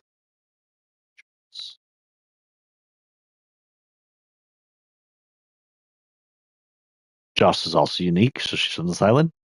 So she just struggled with, I guess, magic. With the magic reawakening with the demons, she tried to put it to science. Since he brought, even in her description, it says it's not magic, it's chemistry. Jake the dog is also from Adventure Time. Jake the dog is a descendant of the dog, the sentient dogs that exist in the land of Ooh, which are likely mutant evolutions of regular dogs from the original Earth after the Mushroom Wars and everything, and all the magic started going on. Jake at some point got magic powers. I believe it is because in the original timeline, he's also part alien, um, not full dog creature. But yeah, Jake ends up having kids in the show, and I don't think there's much more to talk about Jake. He's one of the main characters, along with Finn here. Finn Burton's, or Finn the human, is the main character along with Jake. Finn, for the longest time, is known as the last human in the world. There's no humans at all. They're all mutant candy people, fire people, ice people. Technically, Ice King is a human, but he doesn't know that for most of the storyline. Um, they just believe he's some kind of ice creature because the crown's corrupted him. But Finn is known as the last human. He was found abandoned early on, just pre-show, and raised by Jake's parents, so he became Jake's adopted brother. We find out later on that Finn came from a society of humans that were hidden from the rest of you, and were super technology advanced, all ran by sort of an AI sentient version of his mother, which was weird. Um, that thought they were better than the outside ooh world, and that everything else was too dangerous. But yeah, the entire show follows Finn the human from beginning to end. You can actually see his in and disappearing offs. He's currently an adult in the Fiona series and in a coma caused by poisoning of some tree. This is Fletcher Kane. He is central to the second season. He is a bankster. Don't know what he was doing during season one, but once the gold hit, his banks became more powerful. He hoarded all the gold and money, and he became a tyrant over the entire island. All corporations belonged to him. Then a group of people started facing off against him, began stealing from his bank, and even the steel pickle human thing, which we'll look at later. He's somewhere in here. He was sided with the thieves, but he pretended to be actually be with Fletcher Kane. He created a deal bit, which makes fun of Bitcoin and its uselessness. And he sold it to Fletcher Kane, and then he completely sold the stocks as a deal bit, completely tanking Dilbit's worth and helping destroy Fletcher Kane's empire along with the thieves. At the end, by the time Fletcher Kane and Diego are trying to get into the other world, Fletcher Kane's been ruined. Fletcher Kane, though, once he learned that Diego needed the gold, he didn't know what Diego needed the gold for. He wasn't aware the gold was cursed or magic. He did end up teaming with Diego and giving Diego a bunch of gold to create the gold mask. Fletcher was actually officially killed just before Diego came into the spirit realm. Fetch and a bunch of canines have no actual storyline, but we're assuming they're from the same kind of half human species we've seen, especially since Diego was a half wolf. Got him because furries. We do have Kate Meowdy. Um, yeah, I don't remember if it's ever cleared up if Kate is actually a family member of the Meowscles family, which is Meowscles and Kit, because Kit is Meowscles' son, and Link's maybe its mom, which is weird because it's a human. I think Kate may be like a sister or a cousin because she's looking for her family, and but I don't know if it's actually ever indicated whether or not they're fully related. Of course, they are the same kind of creature, but she could also be like an alternate reality form of um, Meowscles. But cute skin, honestly. Of course, I was going to mess up a cute Meowscles skin.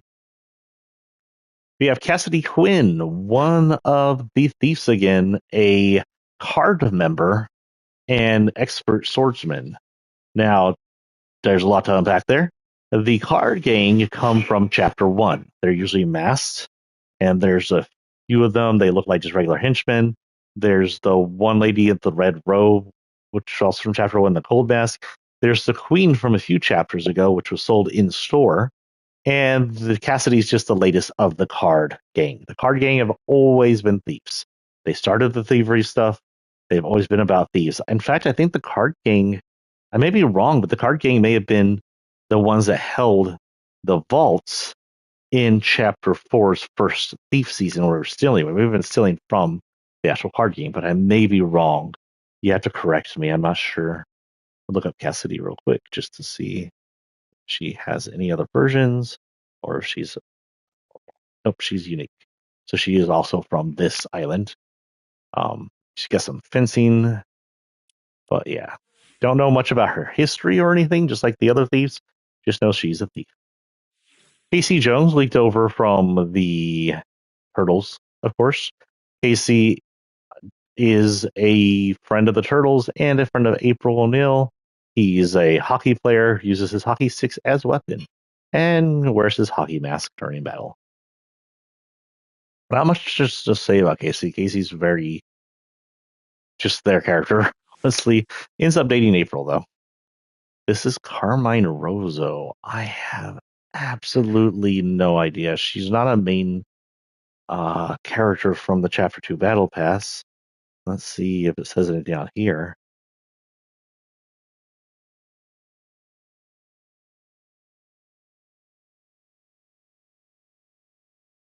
She's from the Lego world. Okay. Oh, but she is a later update, so she's a World version. She originally came to the island as the Autumn Queen. I had the Autumn Queen, so this is the Autumn Queen. She also came to the island as a woolly warrior and Chance. Her original name is Autumn Queen, so that's her original. So Autumn Queen, I know just the Autumn Queen started doing things. She has a few other skins here. Tess, the Heartbreaker, the Wavy Warrior, Jet. Sorry? Oh, yes. Actually, I don't need it. I was just using it to charge.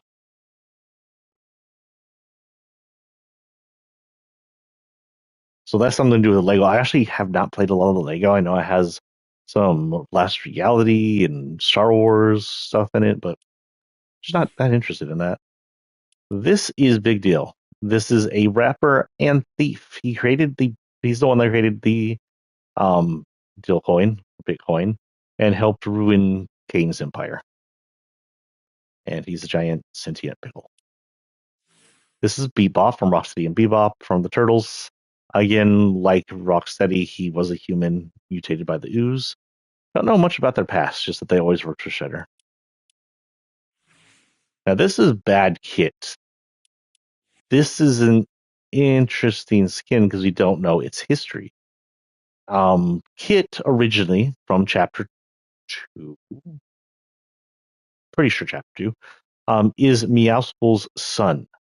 And he's also super genius, and he creates mechs like this one. His original mech looks a lot like this one. He can have a good ghost and bad shadow form in that chapter, but we don't know what the storyline behind this is. He seems to be possessed by some red cloud that is in his hood. He's got red eyes, a lot of red theming on a black mech. Just gives kind of. He even says he's a bad kid. He's one bad mech kitty. So we don't know if the original kit's been possessed or if this is a shadow kit, though he's not full black. He's got the regular kit colors on him. Assuming kit's been possessed. Hopefully not permanent. Alphonse, part of that dog group. This is Sabrina Carpenter. This is a regular person. Indicates that our world is still bleeding into Fortnite. She's a singer. Don't know any more than anybody else who played Zero Fortnite about her. I just know what I know about her from Fortnite. I saw like rain outside. This is Sub-Zero. This says is MK3 version, but it's actually two different versions.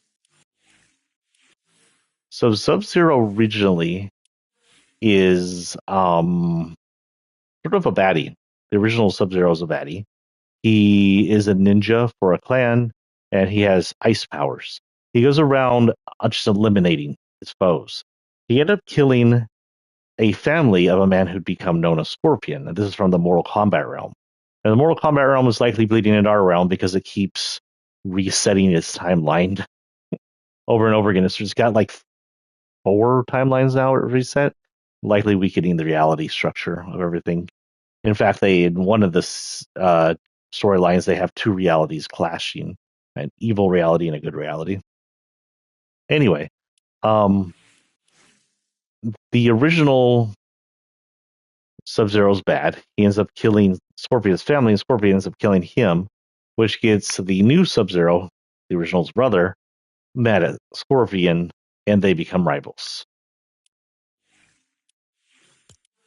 Sub-Zero is best known for freezing his enemies, pulling out spines, stuff like that. This is Scorpion. And there is his current form. Scorpion, well, actually, that's in the original MK3, I should say.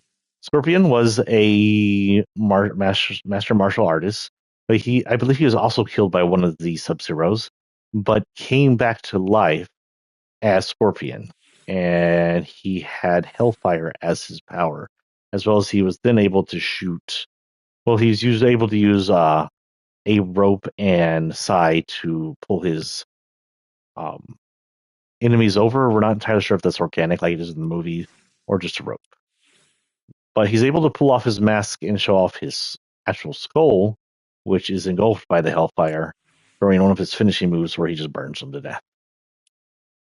This is Raiden. Originally, up until the newest Mortal Kombat, he is a god of thunder. He usually sides with the human or earth realm in an effort to help them win the Mortal Kombat tournament.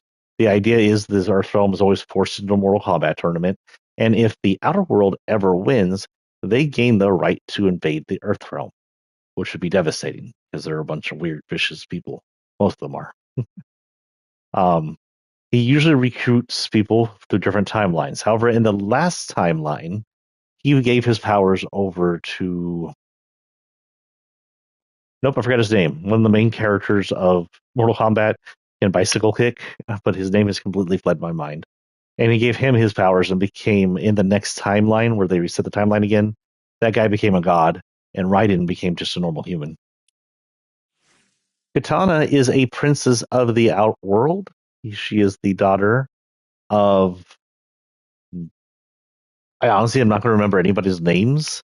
The lady who can scream really loudly, I believe that's her mom, as well as the leader of Outworld, who has the skull in his face, the giant hammer. I believe those are her parents. But she is very pro-human. She wants a more peaceful outer world, and she doesn't want to conquer Earthrealm. And she usually teams up with the Earthrealmers. This is Neangelica. I don't know if this has any storyline to it at all. It probably doesn't. Does it say anything? Island's first competitive hacker. Sounds like in some kind of legal hacking competition. No idea. Kwame, or Kwam, I don't know how you pronounce that, is one of our monthlies. Get him back to a regular skin. Says cut through the red tape. It doesn't really say much about him, like the monthlies. There really isn't anything there. If he has anything to do with the chapter, then he's likely a thief. But there's nothing that really tells that he's a thief. He does have a katana on his side, as well. He seems to be listening to music. We just see some giant pocket protector coffee mug. Bones is another monthly. Again, we don't know much about him. He has a skull on his shirt, giant cleaver sword knife thing. Real quick, we're gonna go look at something.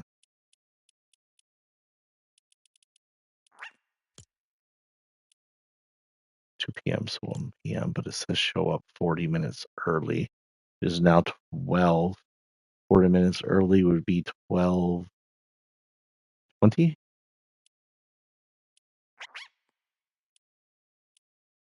So we have a little bit left.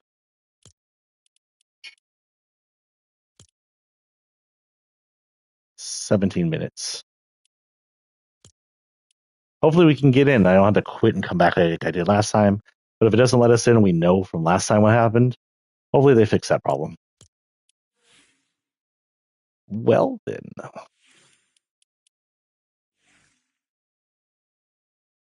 We're going to go a little faster here. This is Sage. Again, not really a character that has to do with the storyline. Just a cool skin I got. Same with Agata. Cool skin. So around this time, we had MS2. MS2 was the, oh no, sorry, MS1. MS1 was the first mini season. We didn't know we were going to have too many seasons of this chapter. And what happened is the emperors from different timelines decided to crash all timelines onto the island. That meant the Republic, the Empire and the Rebel Alliance, and the Resistance and the. My brain broke. The bad guys from the newer movies. Their name. Oh well. Kylo Ren's people all came and joined forces together, tried to destroy the island and wipe the well, not destroy the island. The good guys wanted to stop the Empire. The Empire wanted to destroy the good guys. The Empire may have also been looking for the 0 point shard. I think that's what brought them to the island. We got a whole bunch of new Star Wars characters. This is not the first time to our island because all three series had met. All the emperors were familiar with it. We got Wookiee team leader, which is just team leader in a Wookiee outfit.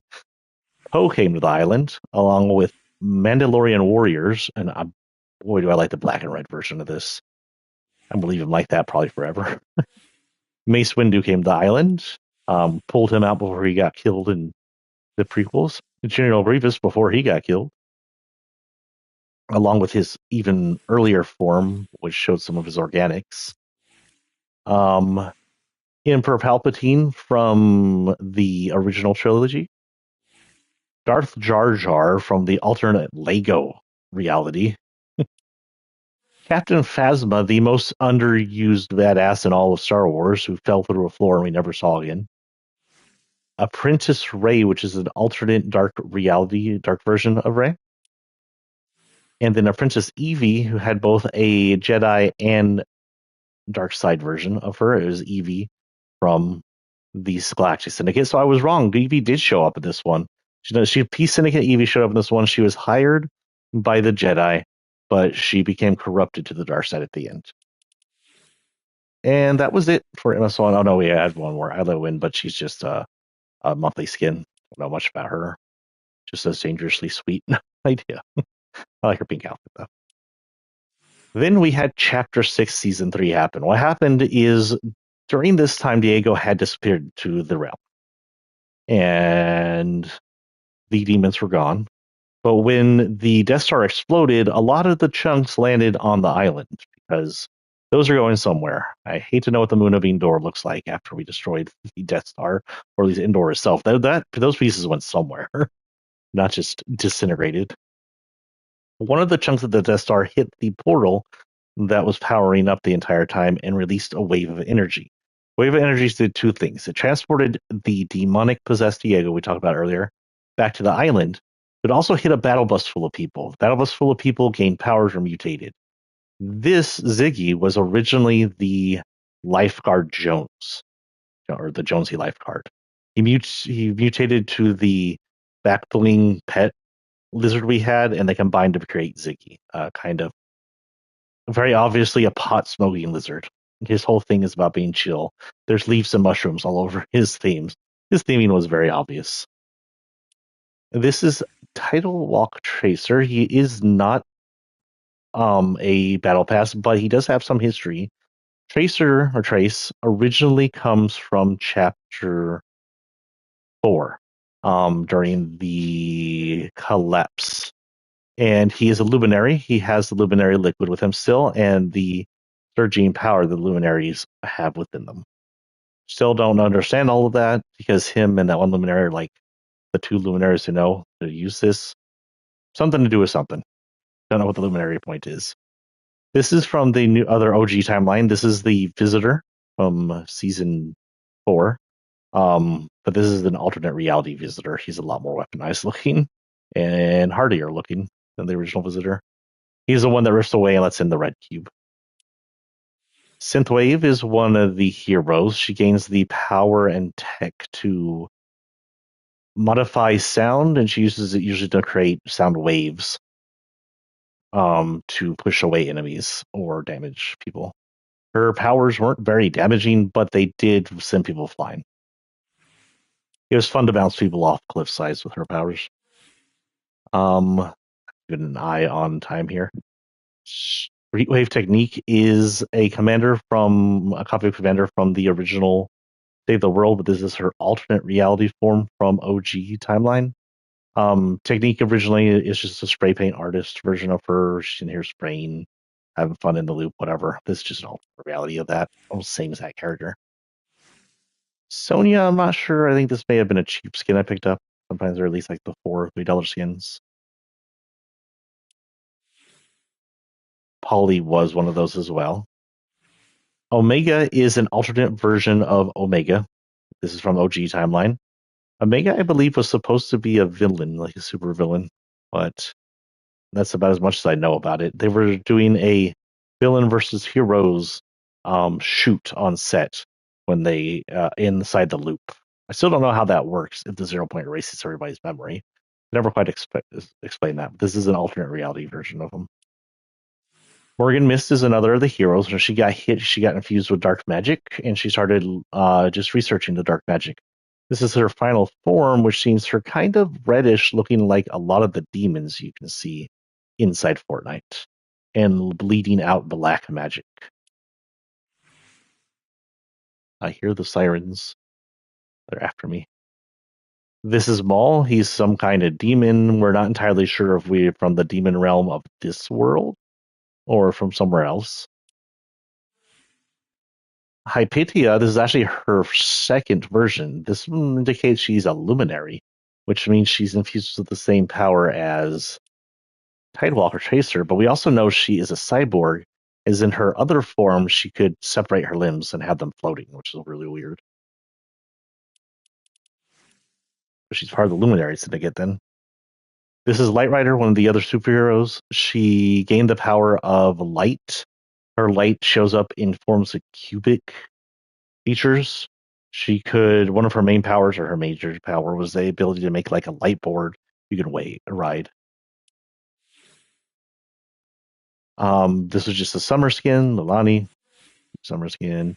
Kingsley was a PlayStation skin. Don't ask me, no idea. Not entirely sure what Kingsley had to do with anything. It was just a PlayStation skin. It says you don't mess with things, that's all it says. No idea. Kill Switch was another member. He didn't get well, he did gain the ability to slow time and jump, but that could be questioned of whether that is a superpower or part of the fact that he is a cyborg, like really cyborged up. Because you can gain that power in a certain cyborg themed series named Cyberpunk. And that is just pretty much your brains being sped up to read time as slower. So that could be what he got. But he's mostly cybernetic. I'm not sure why he's mostly cybernetic. Did the explosion almost kill him and we had to save him, or did he just want to go cyber? This also indicates, again, that this island is fairly up in terms of technology, just like with Ninja's cybernetic arm. This is Aphrodite from Chapter 5. She's stuck around the island to become a hunter because she's the god of hunting. Um, just as a summer version of her. She's still sticking around. Haley Sky, this is not her original form. Looks like this. She is another superhero. Looks like she used to be a cheerleader. She gained the power of the last reality storm. He can turn into a storm beast, which could make her one of the more powerful creatures on the island.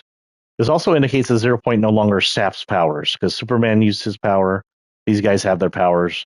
The IO's loop, while still in existence, no longer drains powers of the people who are in it. She's able to change.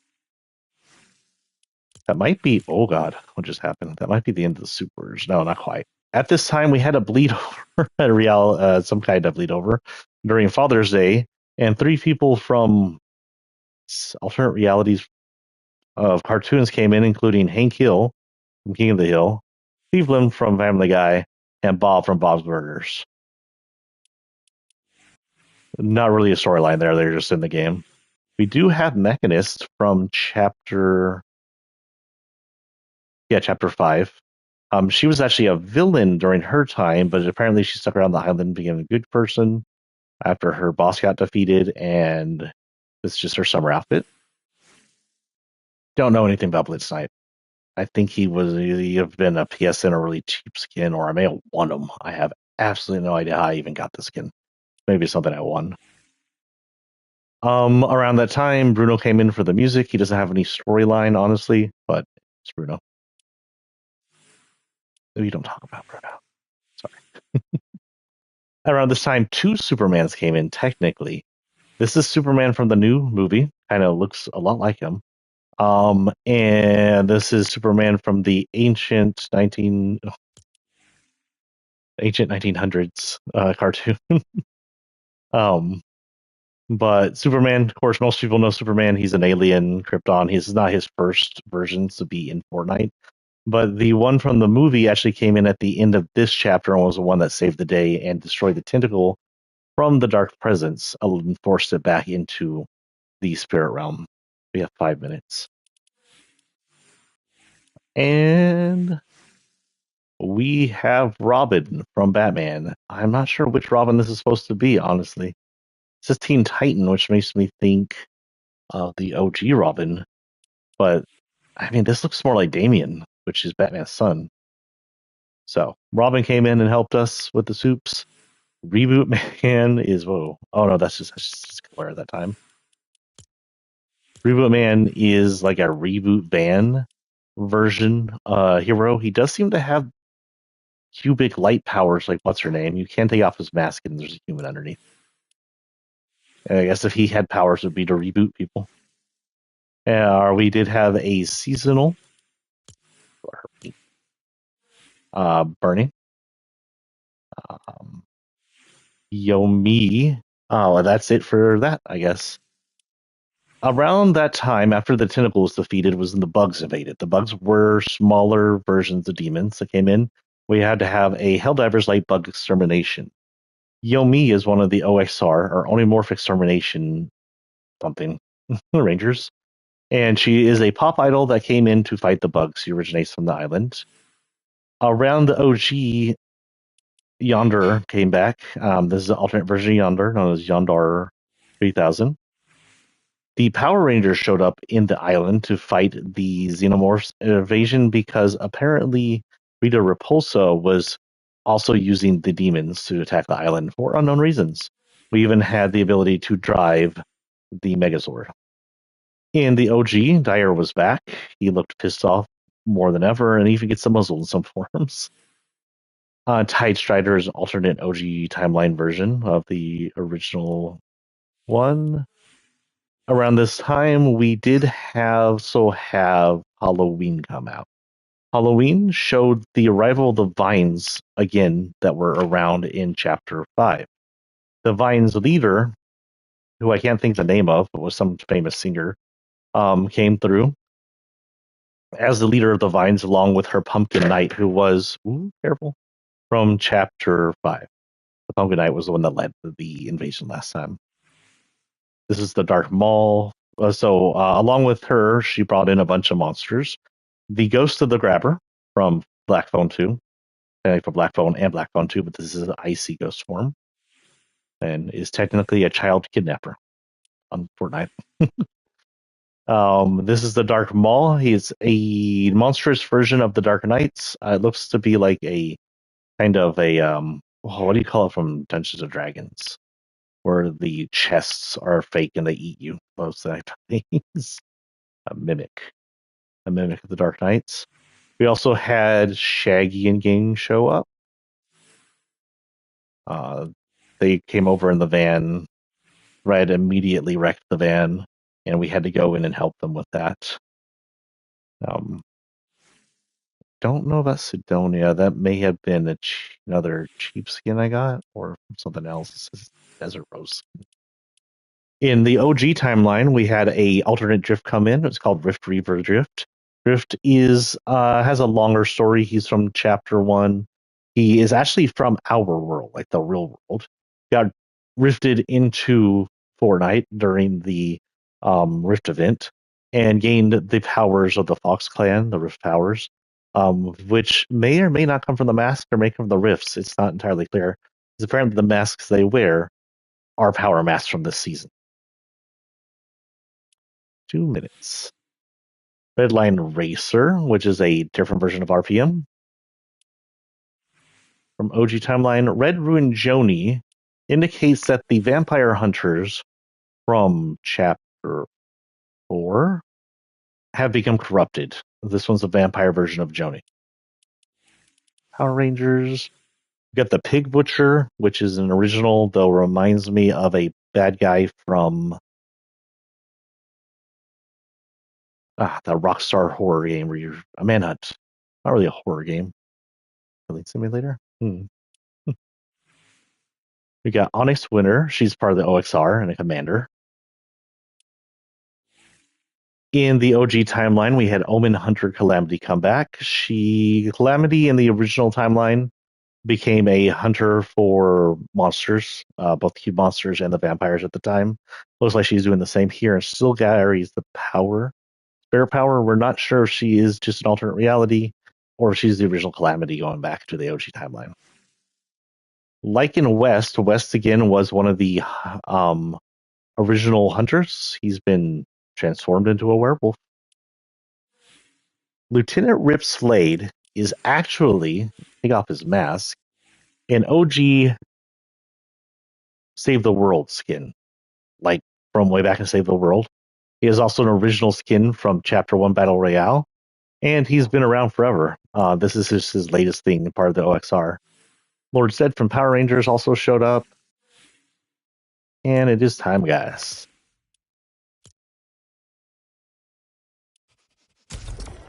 Now, this is super early, but we're going to get in so we can try and get in.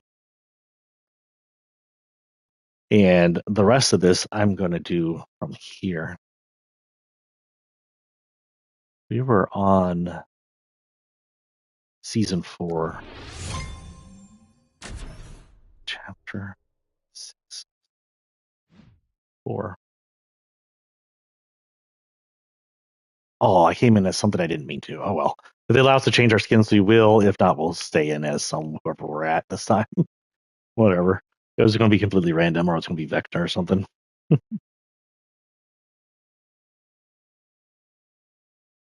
think we're the OXR commander now.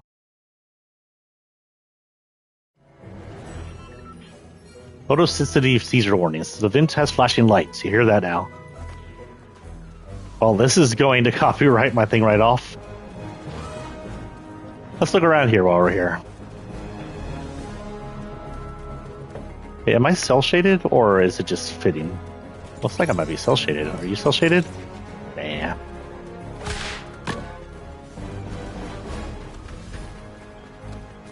Oh, I don't know why the movement feels so weird. Like I'm heavier than normal. Wake up, Homer. We're just dropping donuts on him.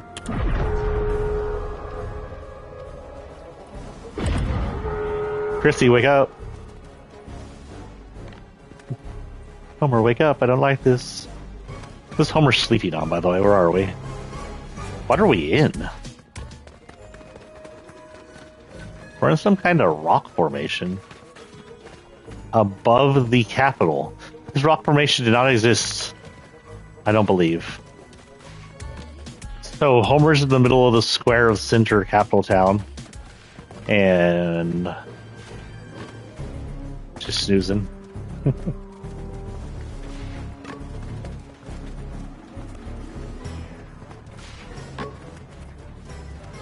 What's in here? A cave full of stuff.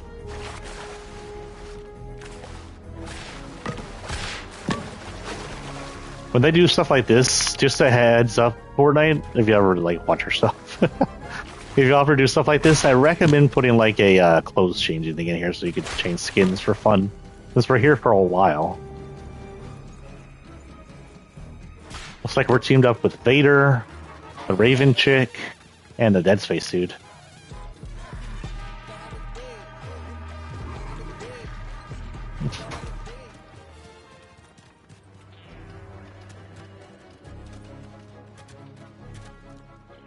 Oh, I have those powers out.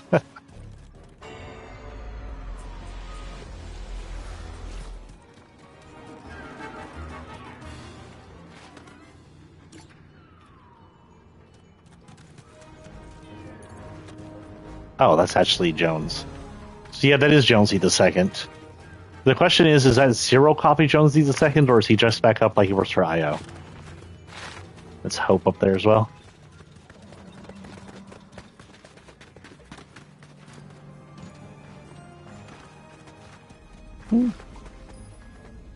So back to what we were doing. Just do the battle pass.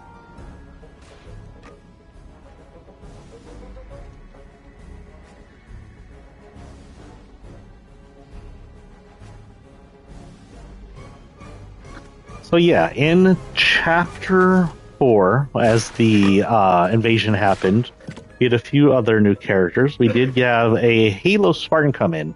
This wasn't Master Chief. Master Chief actually arrived back a while ago during Chapter 4? No, it was earlier. It was during the original island. Maybe Chapter 2 or 3. I'm not entirely sure. I think it was Chapter 2, because it was during the Hunters event. But this was more Spartans coming through, whatever thinness he may have created when he came through. We're not going to be able to see all the extra skins that came through here. We already did her. Oh yes, we had a Agent Patch. Kind of panda furry, half human. And a cop. He whipped out like 5 different badges. I don't know, cop or government, I'm not sure. He had a lot of badges. And lastly, we had what's her name? Well, I'm pressing on it now. She is actually from a different May. We had May. We had what was known as Battle Gamer May. Now, May, unlike anybody else in the Battle Passes in most of these seasons, has a history. May comes from Chapter 4. In Chapter 4, May was part of the thief group that worked against the Vampire Lord to steal the time machine. What is with... Really? Okay, gotta switch out controllers while we're here. Good thing that happened now.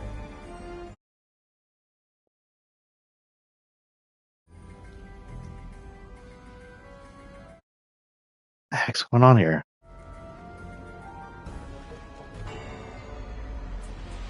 Why isn't it letting me...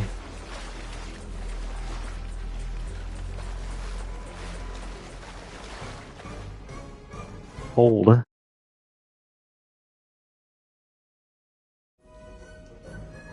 I thought it was hold. Am I dumb? Stop proving that you're smarter than me.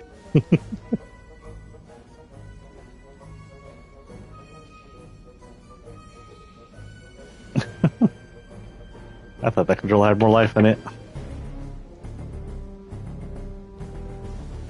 Dun, dun, dun, dun, dun, dun, dun, dun, dun. Why does that sound like the Doctor Who thing?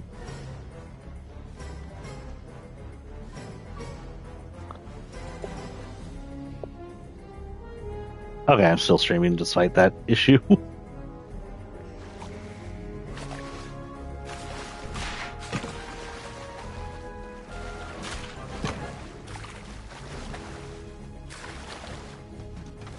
Okay, anyway, May was part of the group that helped us steal the time machine from the ill-written Chapter 4. What does this do?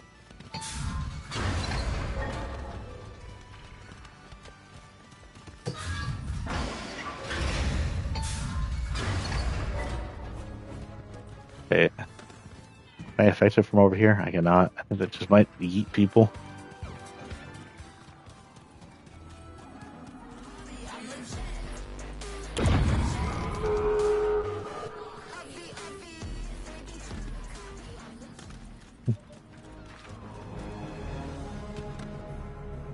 We got a while. The hell is getting here early because they know how popular the things are.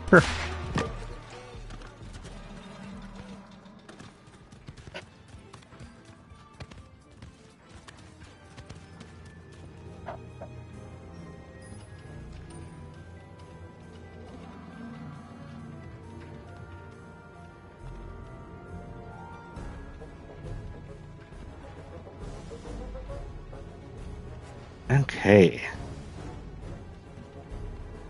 So at the end of the Chapter 6, which we're at now, but the technical end, the Power Rangers ended up defeating the giant Rita Repulsa version of the Queen, and then all the bugs retreated. It's believed they may have been retreating because the Dark Presence was coming.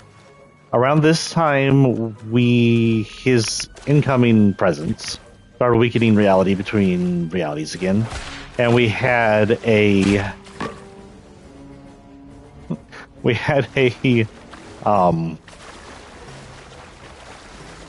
bleed over effect from the Simpsons reality where Bart's treehouse ended up on the island, and it was pulsating with curse-like power that is very similar to the 0 point, which may be related to the demonic power, or not 0 point. I'm sorry, the cube like curse, which may be related to the demon power. We are not sure.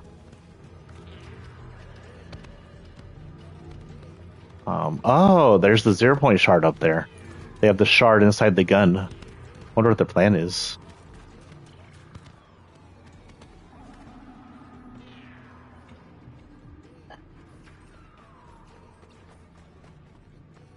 During that time, we had a small mini event. During like an event that wasn't really an event, it was more the first episode of the Simpsons thing. During that event, Jones tried to use the shard, or not the shard. I'm sorry, the shard gun that he has, the reality gun, that was powered up to close the reality issues around the tree. Instead, he opened it larger, allowed the Dark Presence through.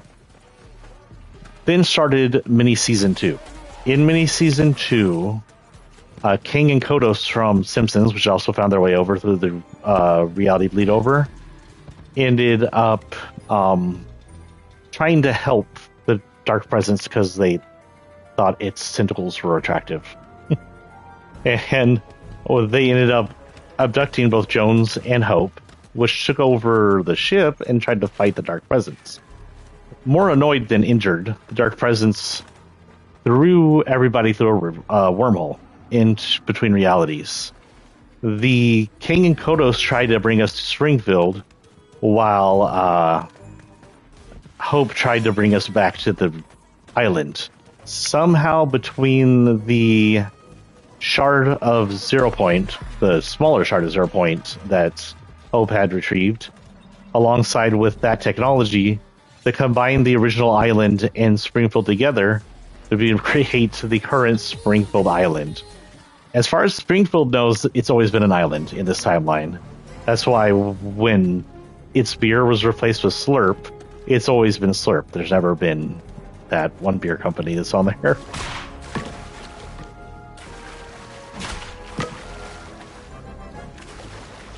During the time frame, Homer Simpson got a hold of the 0 Point shard, used it to change a bunch of things, including making donuts rain from the sky, until he got everybody pissed off enough that he tried to discard the 0 Point shard in one of the reactor cores of the nuclear facility. Hey, look, nuclear core right here, that he works in. That melted the core, and then he fell in, and it released. Let's see if we can see that from here. Can we see that from here? No, we can't.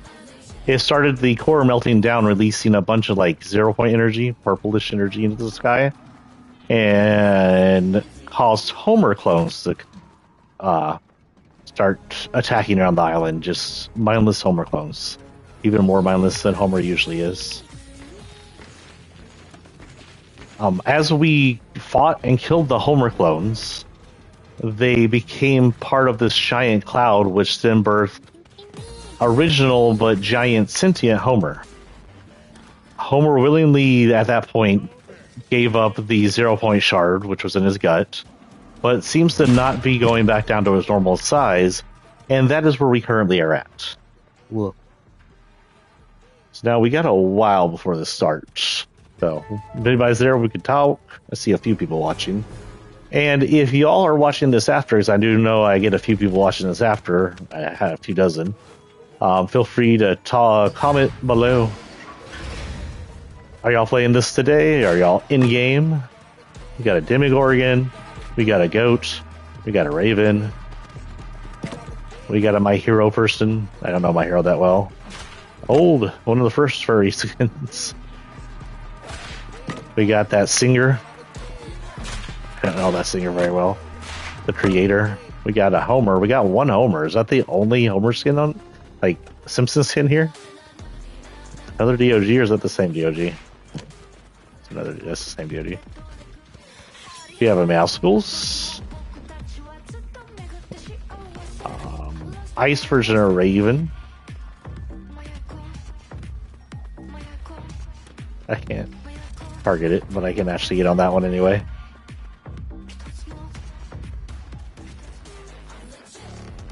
Is this one of the F1 racers?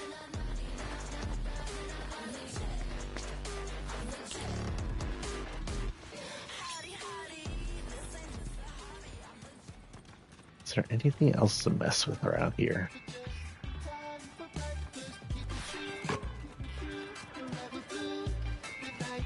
Hey, that's a reference sound there. The guy who could fit a bunch of pool balls in his mouth from the actual Simpsons. Got the Simpson family photo here. Tic Tac XVO, no idea what that means.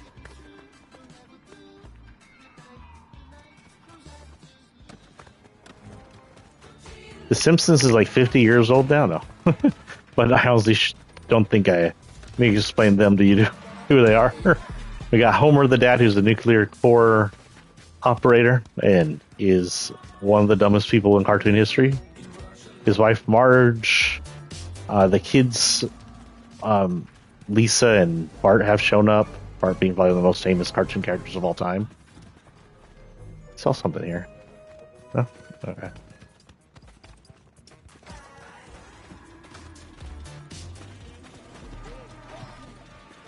When in doubt, put it out.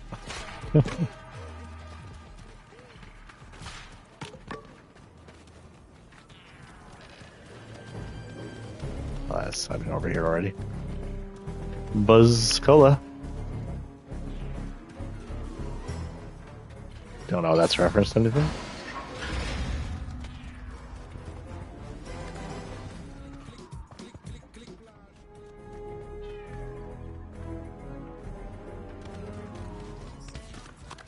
Krusty was released alongside the show cartoons Itchy and Scratchy.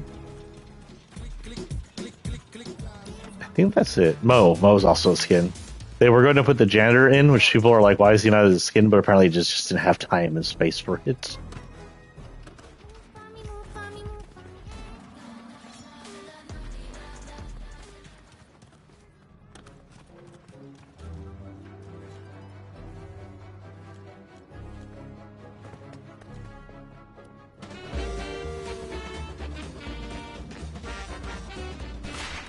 Oh, that knocked me out of the thing.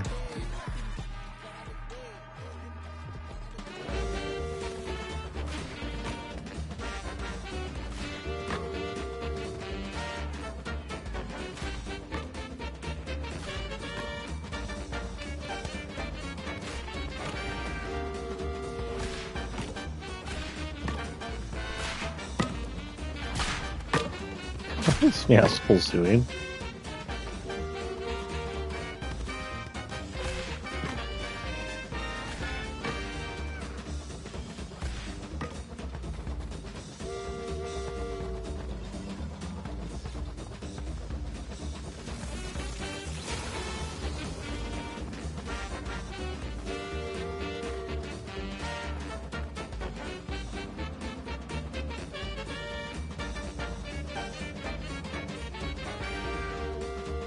Got a handful of minutes left. Armful of minutes left.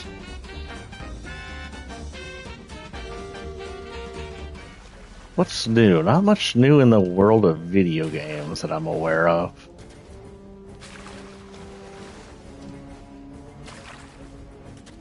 We're tentatively watching to see if Steam can beat Xbox and PlayStation. If y'all didn't know, the new Steam machine is being made by the Valve company who runs Steam. And the problem with video games is the features are going to be super expensive. Like, they're pricing the Xbox PC crossover, which is going to be their next console, above $1,000. And from what I've seen, the PlayStation is just going to be a little under that price, maybe. And a lot of it's due to the cost of, like, parts being killed by both tariffs and apparently AI. What did that do? Oh, there it is. There's that AI creation. As apparently AI is eating up certain chips, making it more expensive.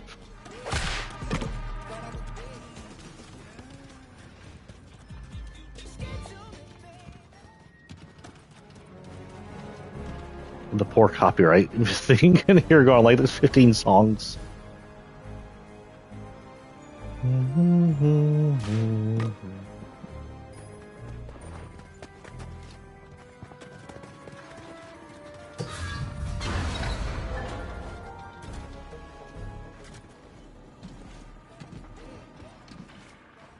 don't know. I can't think of anything else news-wise. We do know that Team Bloober is on works of Silent Hill 1. Silent Hill 2, the movie, is coming out very soon. It's called The Return to Silent Hill. It's run by Christopher Goss, who did the first movie, which is really good, and not whoever did the second movie, which is not very good.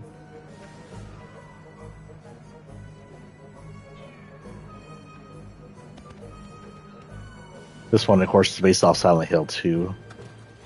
James and Mary. Stranger Things is awesome. I'm not going to spoil anything, but if you haven't seen it and you have Netflix, go purge, not purge. Go do all 4 episodes at the same time. It's only like 4 something hours long total. And you know we have movies longer than that nowadays. You can do it.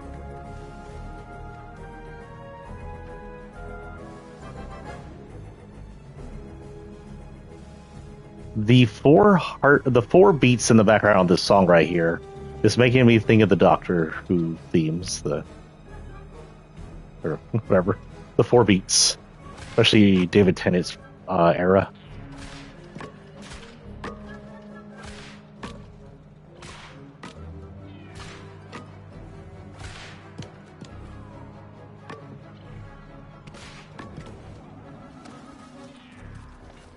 We got about a little more than a dozen minutes left. If y'all, is it Chi?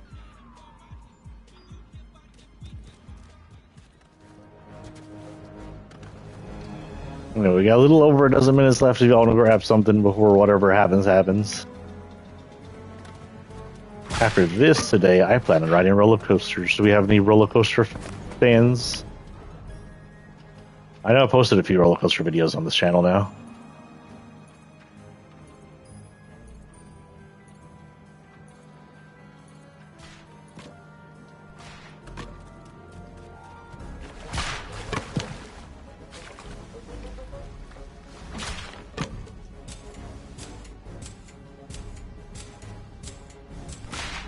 Oh, I didn't even see that one.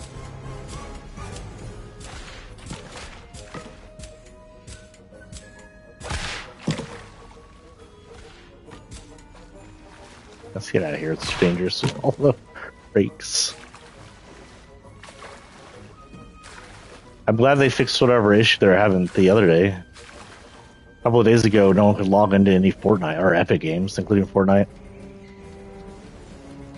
Dun, dun, dun, dun, dun, dun, dun, dun, dun, dun, dun.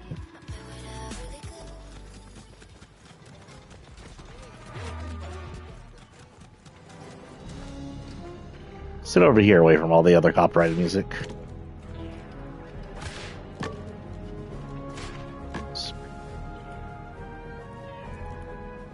Oh, they won't let us spray paint the room? Boo. Can I throw toys? No throwing of the toys either. Boo.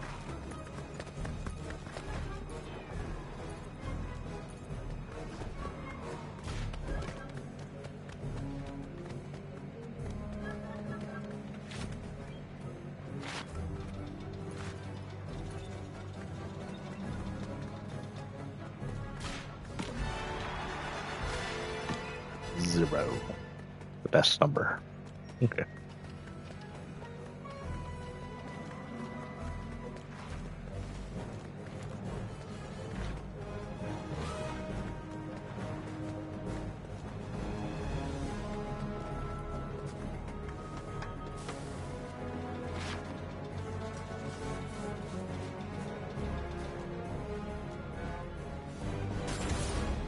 This is from that one superhero who has the dark magic. It's definitely a reference to Wanda.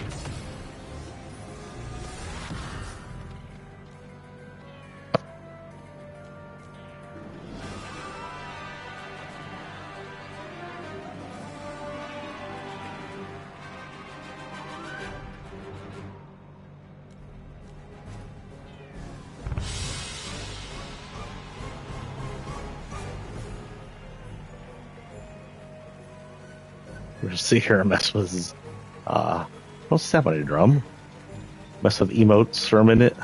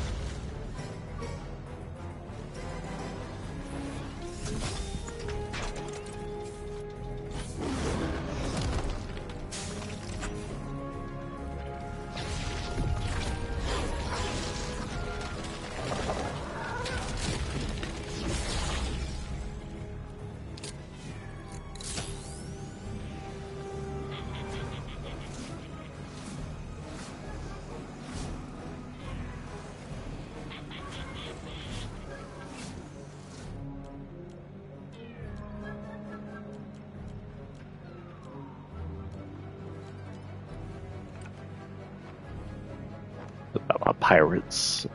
I think I'll take off the pirates thing, honestly.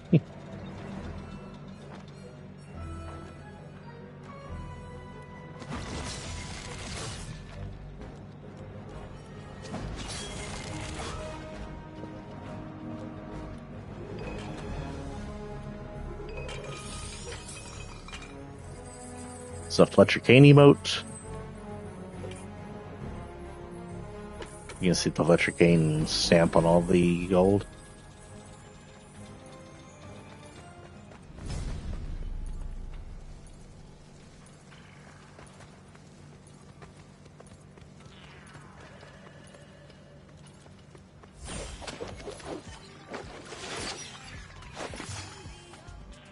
It's a Hope emote, I believe.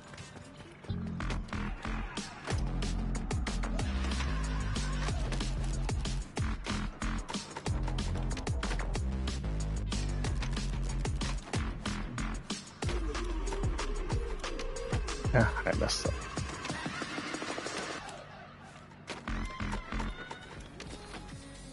This is a hug emote. I don't.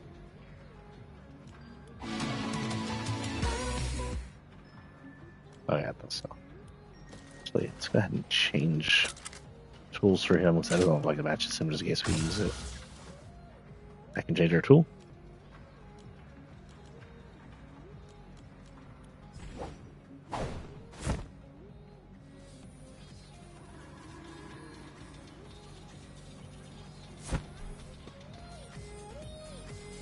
Why do I hear Miku?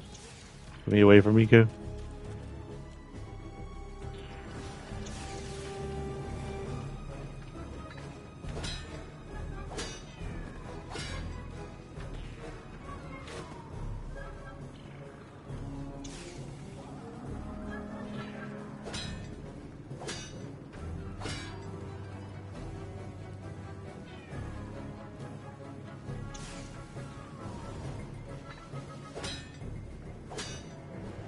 So we've seen some of what comes out next chapter. Some of it's going to show up in this, apparently. I know that in the trailer we saw Kill Bill on her bike. Not Kill Bill, but the bride from Kill Bill.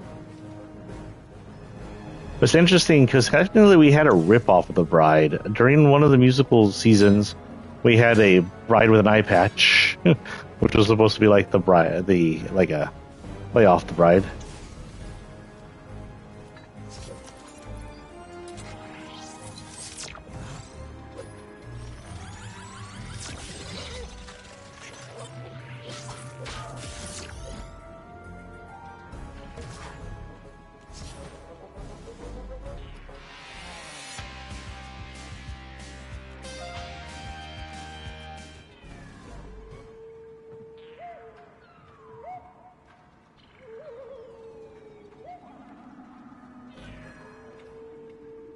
Here's an oldie.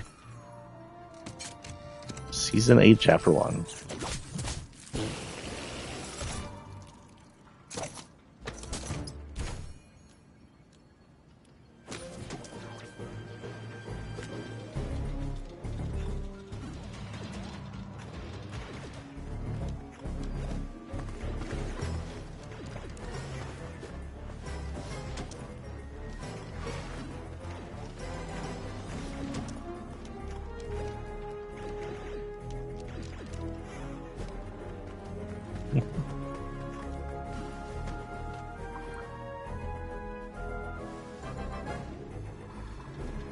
How's he blowing through his mask and the shield? Also, if you look, the bubbles don't originate from the bubble wand. They originate from his mouth.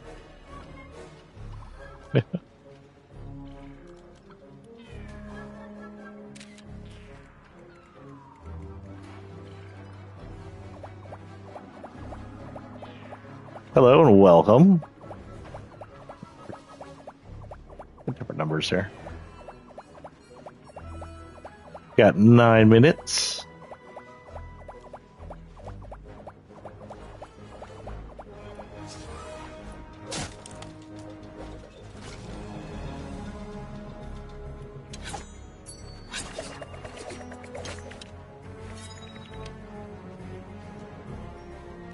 Murder rings. Oh man, I hit the wrong button. Good old D2.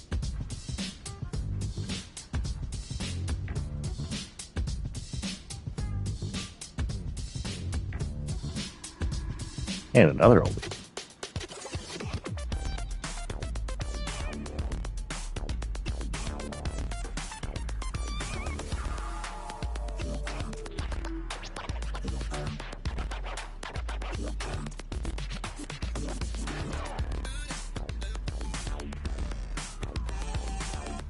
Huh?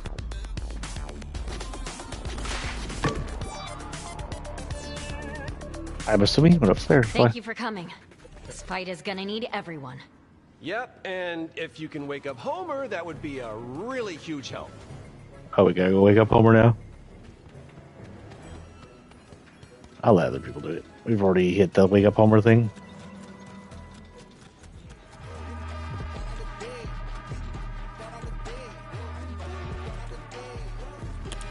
Even the demo's trying to wake up Homer. Homer's trying to wake up Homer. Homerception.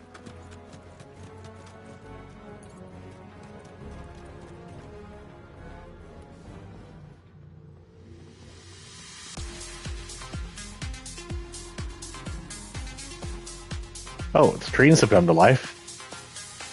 Some kind of weird targeting system going on up there.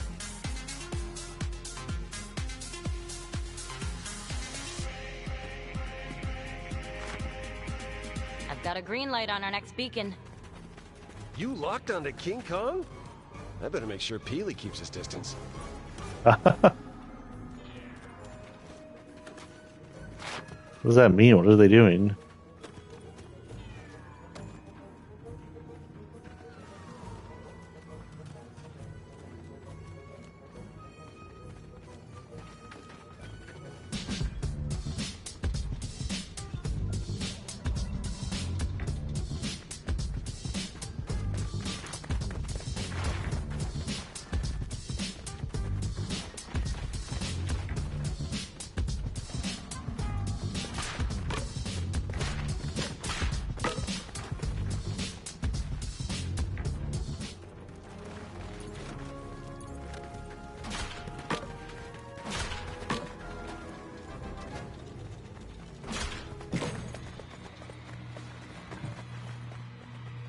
How much longer on the device? I'm getting close, but rift travel ain't like dropping out of the battle bus. So they're trying to do something to the device.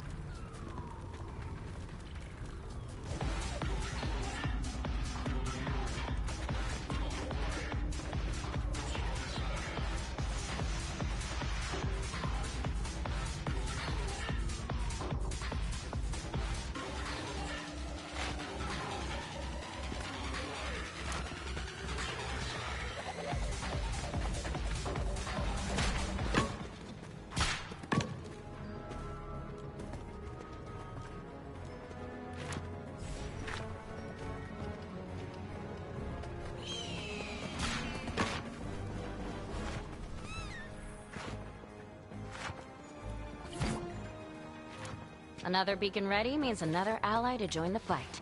Superman? Awesome. He's an expert at zapping tentacles. Riff will be OP. He did take out the tentacle in one hit last time.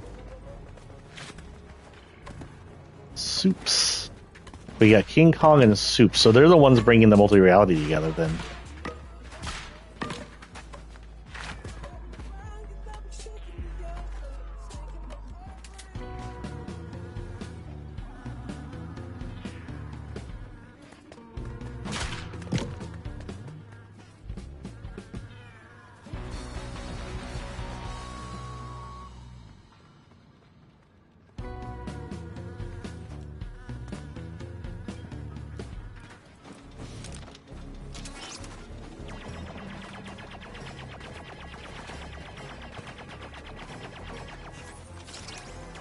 I wonder if there's anyone with 0-point experience who can help.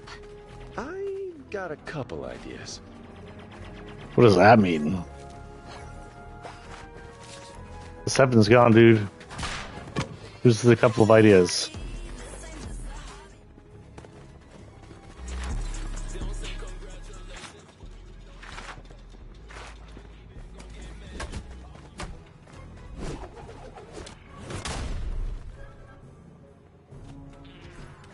Which is braver?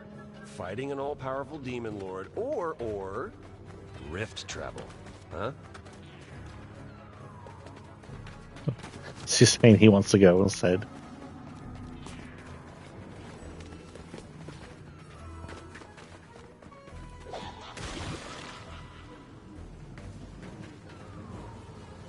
Three minutes.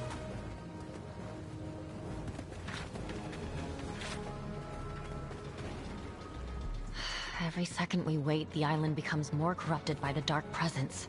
But every second, our ranks grow stronger.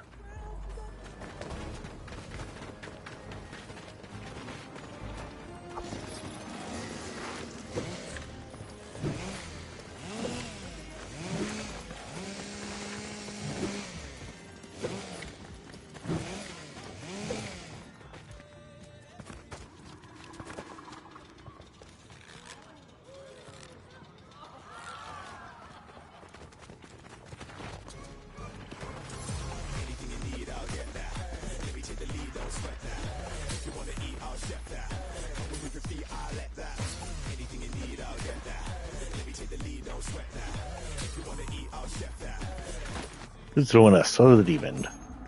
Tells the demon. Heads.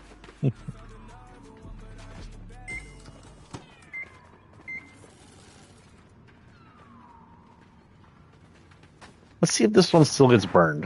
I was doing the burger emote earlier, and I swear Man, King it's great Kong. to have Godzilla on I our mean side. Godzilla. I don't know why I said King Maybe, Kong. you know, keep him away from any of the important buildings.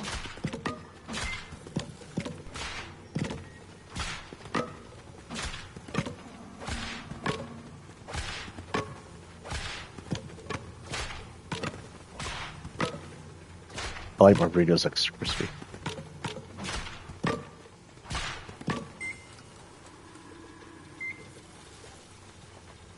One minute, 1.5.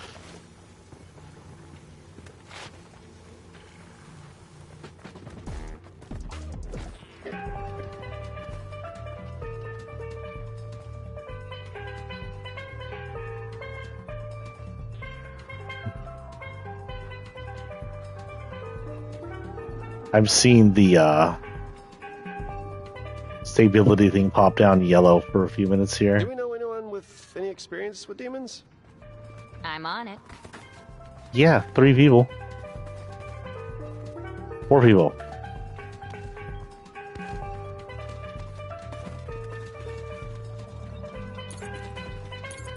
One minute.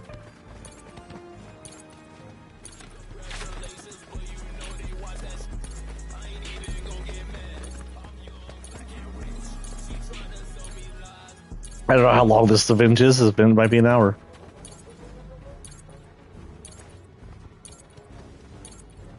Activating the next beacon. Mecha team leader? Oh, this is gonna be good. Who's gonna be driving it? Paradigm's dead. Paradigm dead. Paradigm died in the beginning of chapter 4. She died with a trait the Zero fusion, which ended up putting the 0 point to sleep, which was apparently not a good thing. But it's her attempt to save everything.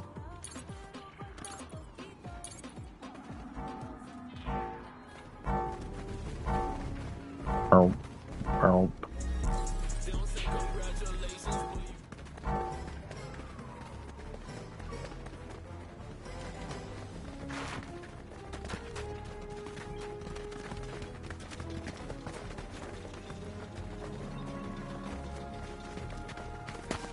That's the end of the countdown. Homer's still asleep. Ground teams assembled. Now to Oh. lock in air support. X-Wings. This is gonna be one for the history books.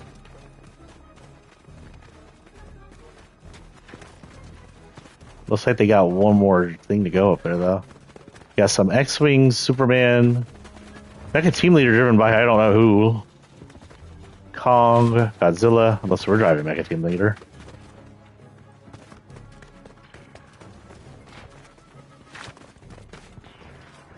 We have one more blank thing, though.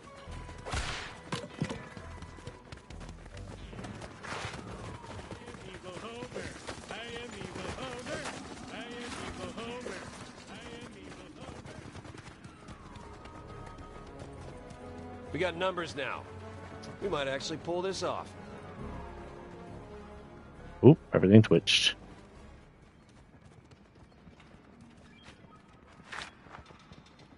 As with life events, let's hope this all goes off without a hitch. All the screens went dark. Music.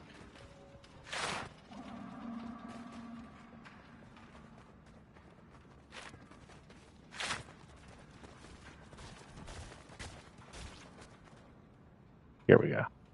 Hopefully.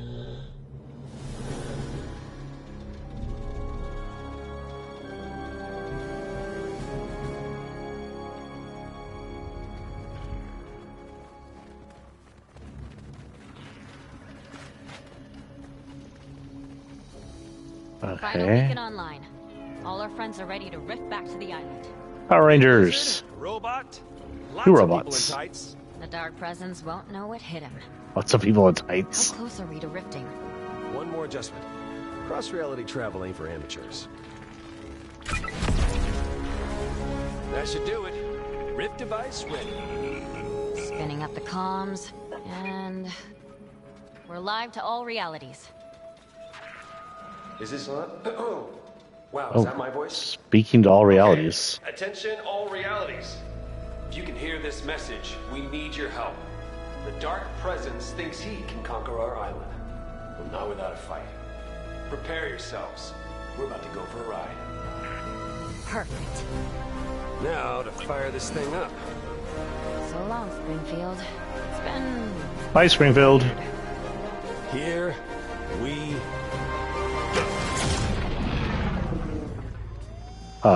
Why are we in Nor? What's going Did you on here? finish the calibrations? Of course. And you accounted for dimensional variance? Hold on. Just how about this? Okay. Oh, no. Guess we're taking We're the scenic beans. route. Jones? At least this trip's interesting. Why are we Fall Guys? What?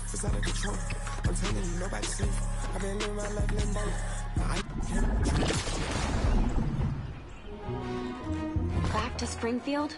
Really? Well, hold please. Oh no. Hatsune Miku! Why is she 8 feet tall? You gotta be kidding me. What in the world? Maybe give it another try.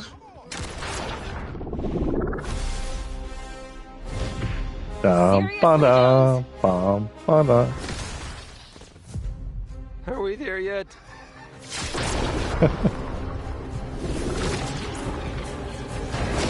Jones!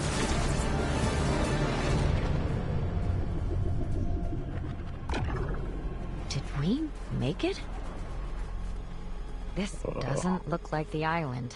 It's been destroyed. And that looks like just a whole lot of trouble.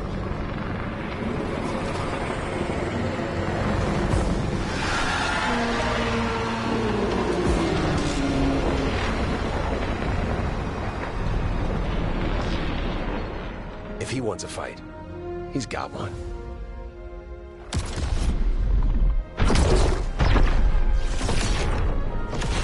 It is Avengers Endgame style. Freaking Mortal Kombat. The Scooby Gang. Superheroes, Superman, or superheroes. Yes! Now we're Power talking. Rangers. Time to take back our island.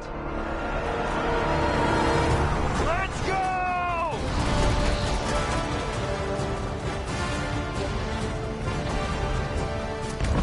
Oh, I almost got stepped on by Kong.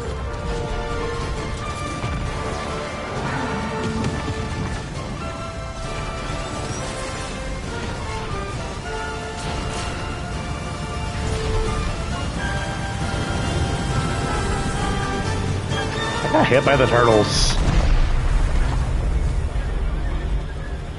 Everyone! Get to the choppers! Hey, the Devourer. Why is the Devourer on our side? Oh god, why? You wanna get wild? Okay, I'll show you wild!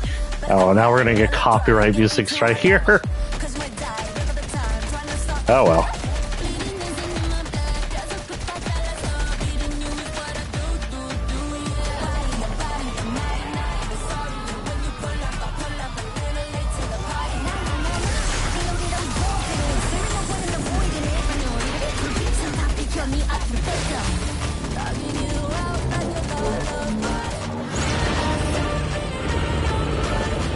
Who's that on top?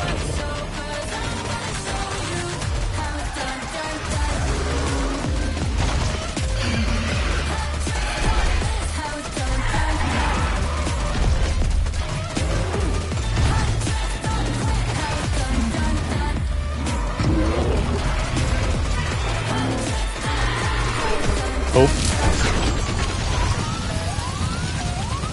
Not flying above them might be a bad idea. The respawn.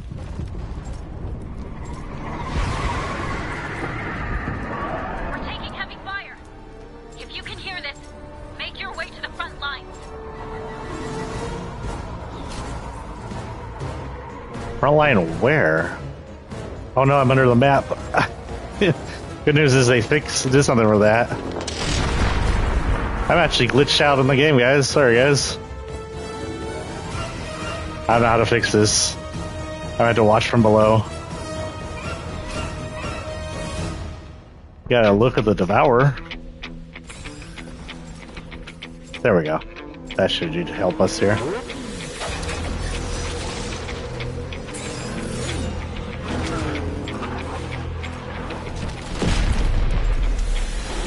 Get on.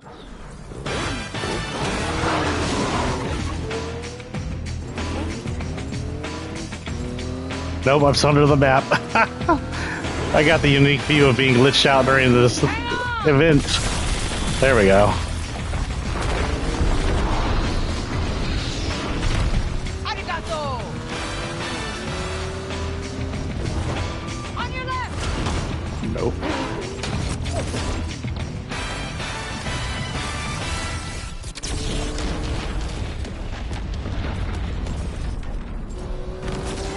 At least we got the CD events.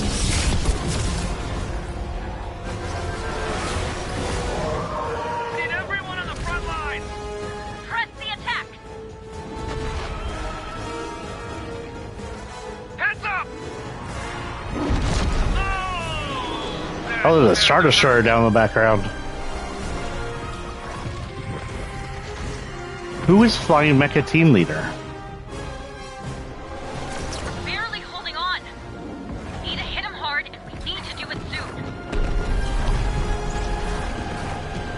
Okay. I got like a crazy dangerous idea. As if things aren't dangerous enough. Oh, Trust me. bye. I know, it's gonna take out Godzilla. 3, 2, here goes crazy.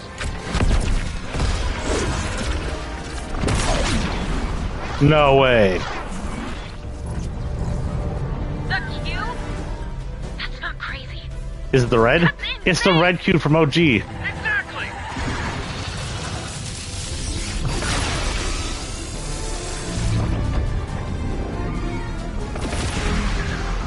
Yeah, go Red Vin. All forces, open fire. Hit him with everything you've got.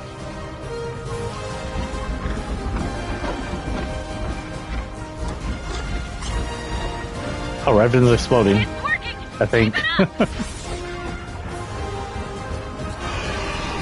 Take cover.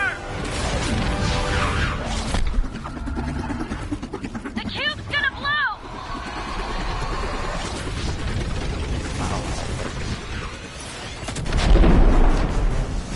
Mecha team leader. Who's piloting that? Yes, who? Is it gonna be Feely?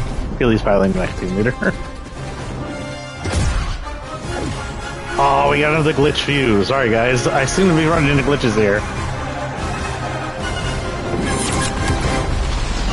Well, then. That was anticlimactic because of the glitch. We did it.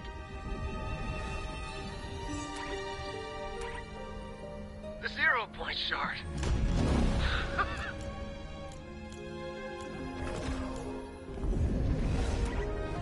Oh, here we go. I got teleported to the map again.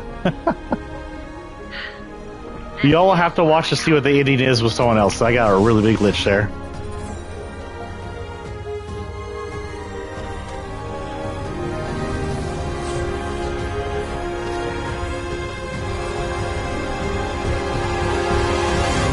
But knowing Fortnite, they may allow us to replay it next season. If they do that, I'll just record it.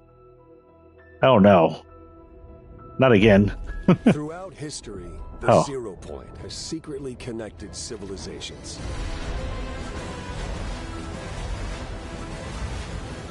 For over 1,000 years, the Imagined Order controlled the 0 point, trapping people in an endless loop.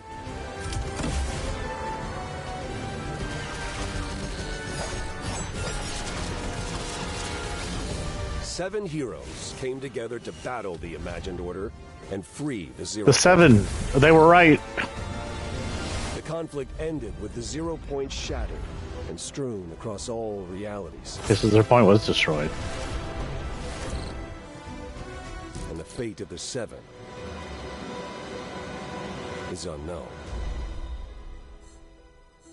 Until... Oh, the unknown. Isn't this somebody?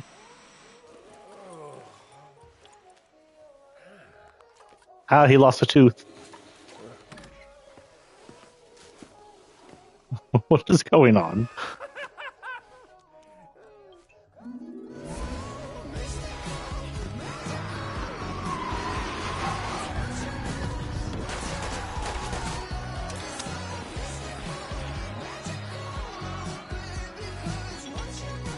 This is the new island? I don't recognize any of these spots.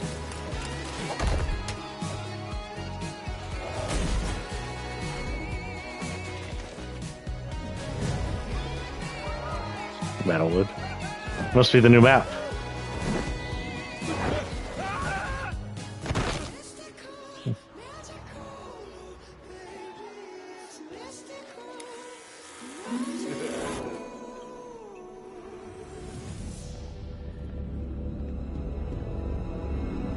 Oh no. The cradle.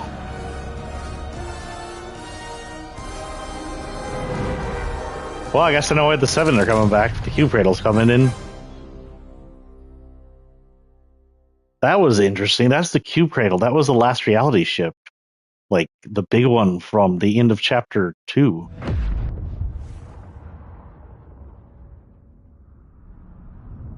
Unless the 7 are now working for the last reality. Oh, Aiden's not down here. He missed that. They 6-7 just Jaden. Why would they do that? Okay, so that's the end of this chapter, guys. It looks like the next chapter starts in 7 hours. I will not be here. I will be out having fun at a theme park. Thank you all for showing up. Sorry, some of my playthrough was glitched. I somehow got teleported to the ground. Thank goodness we saw the most of it. The very ending you'll have to watch on someone else's channel. Peace out, guys, and I'll see y'all from the premiere some random date when I have some time.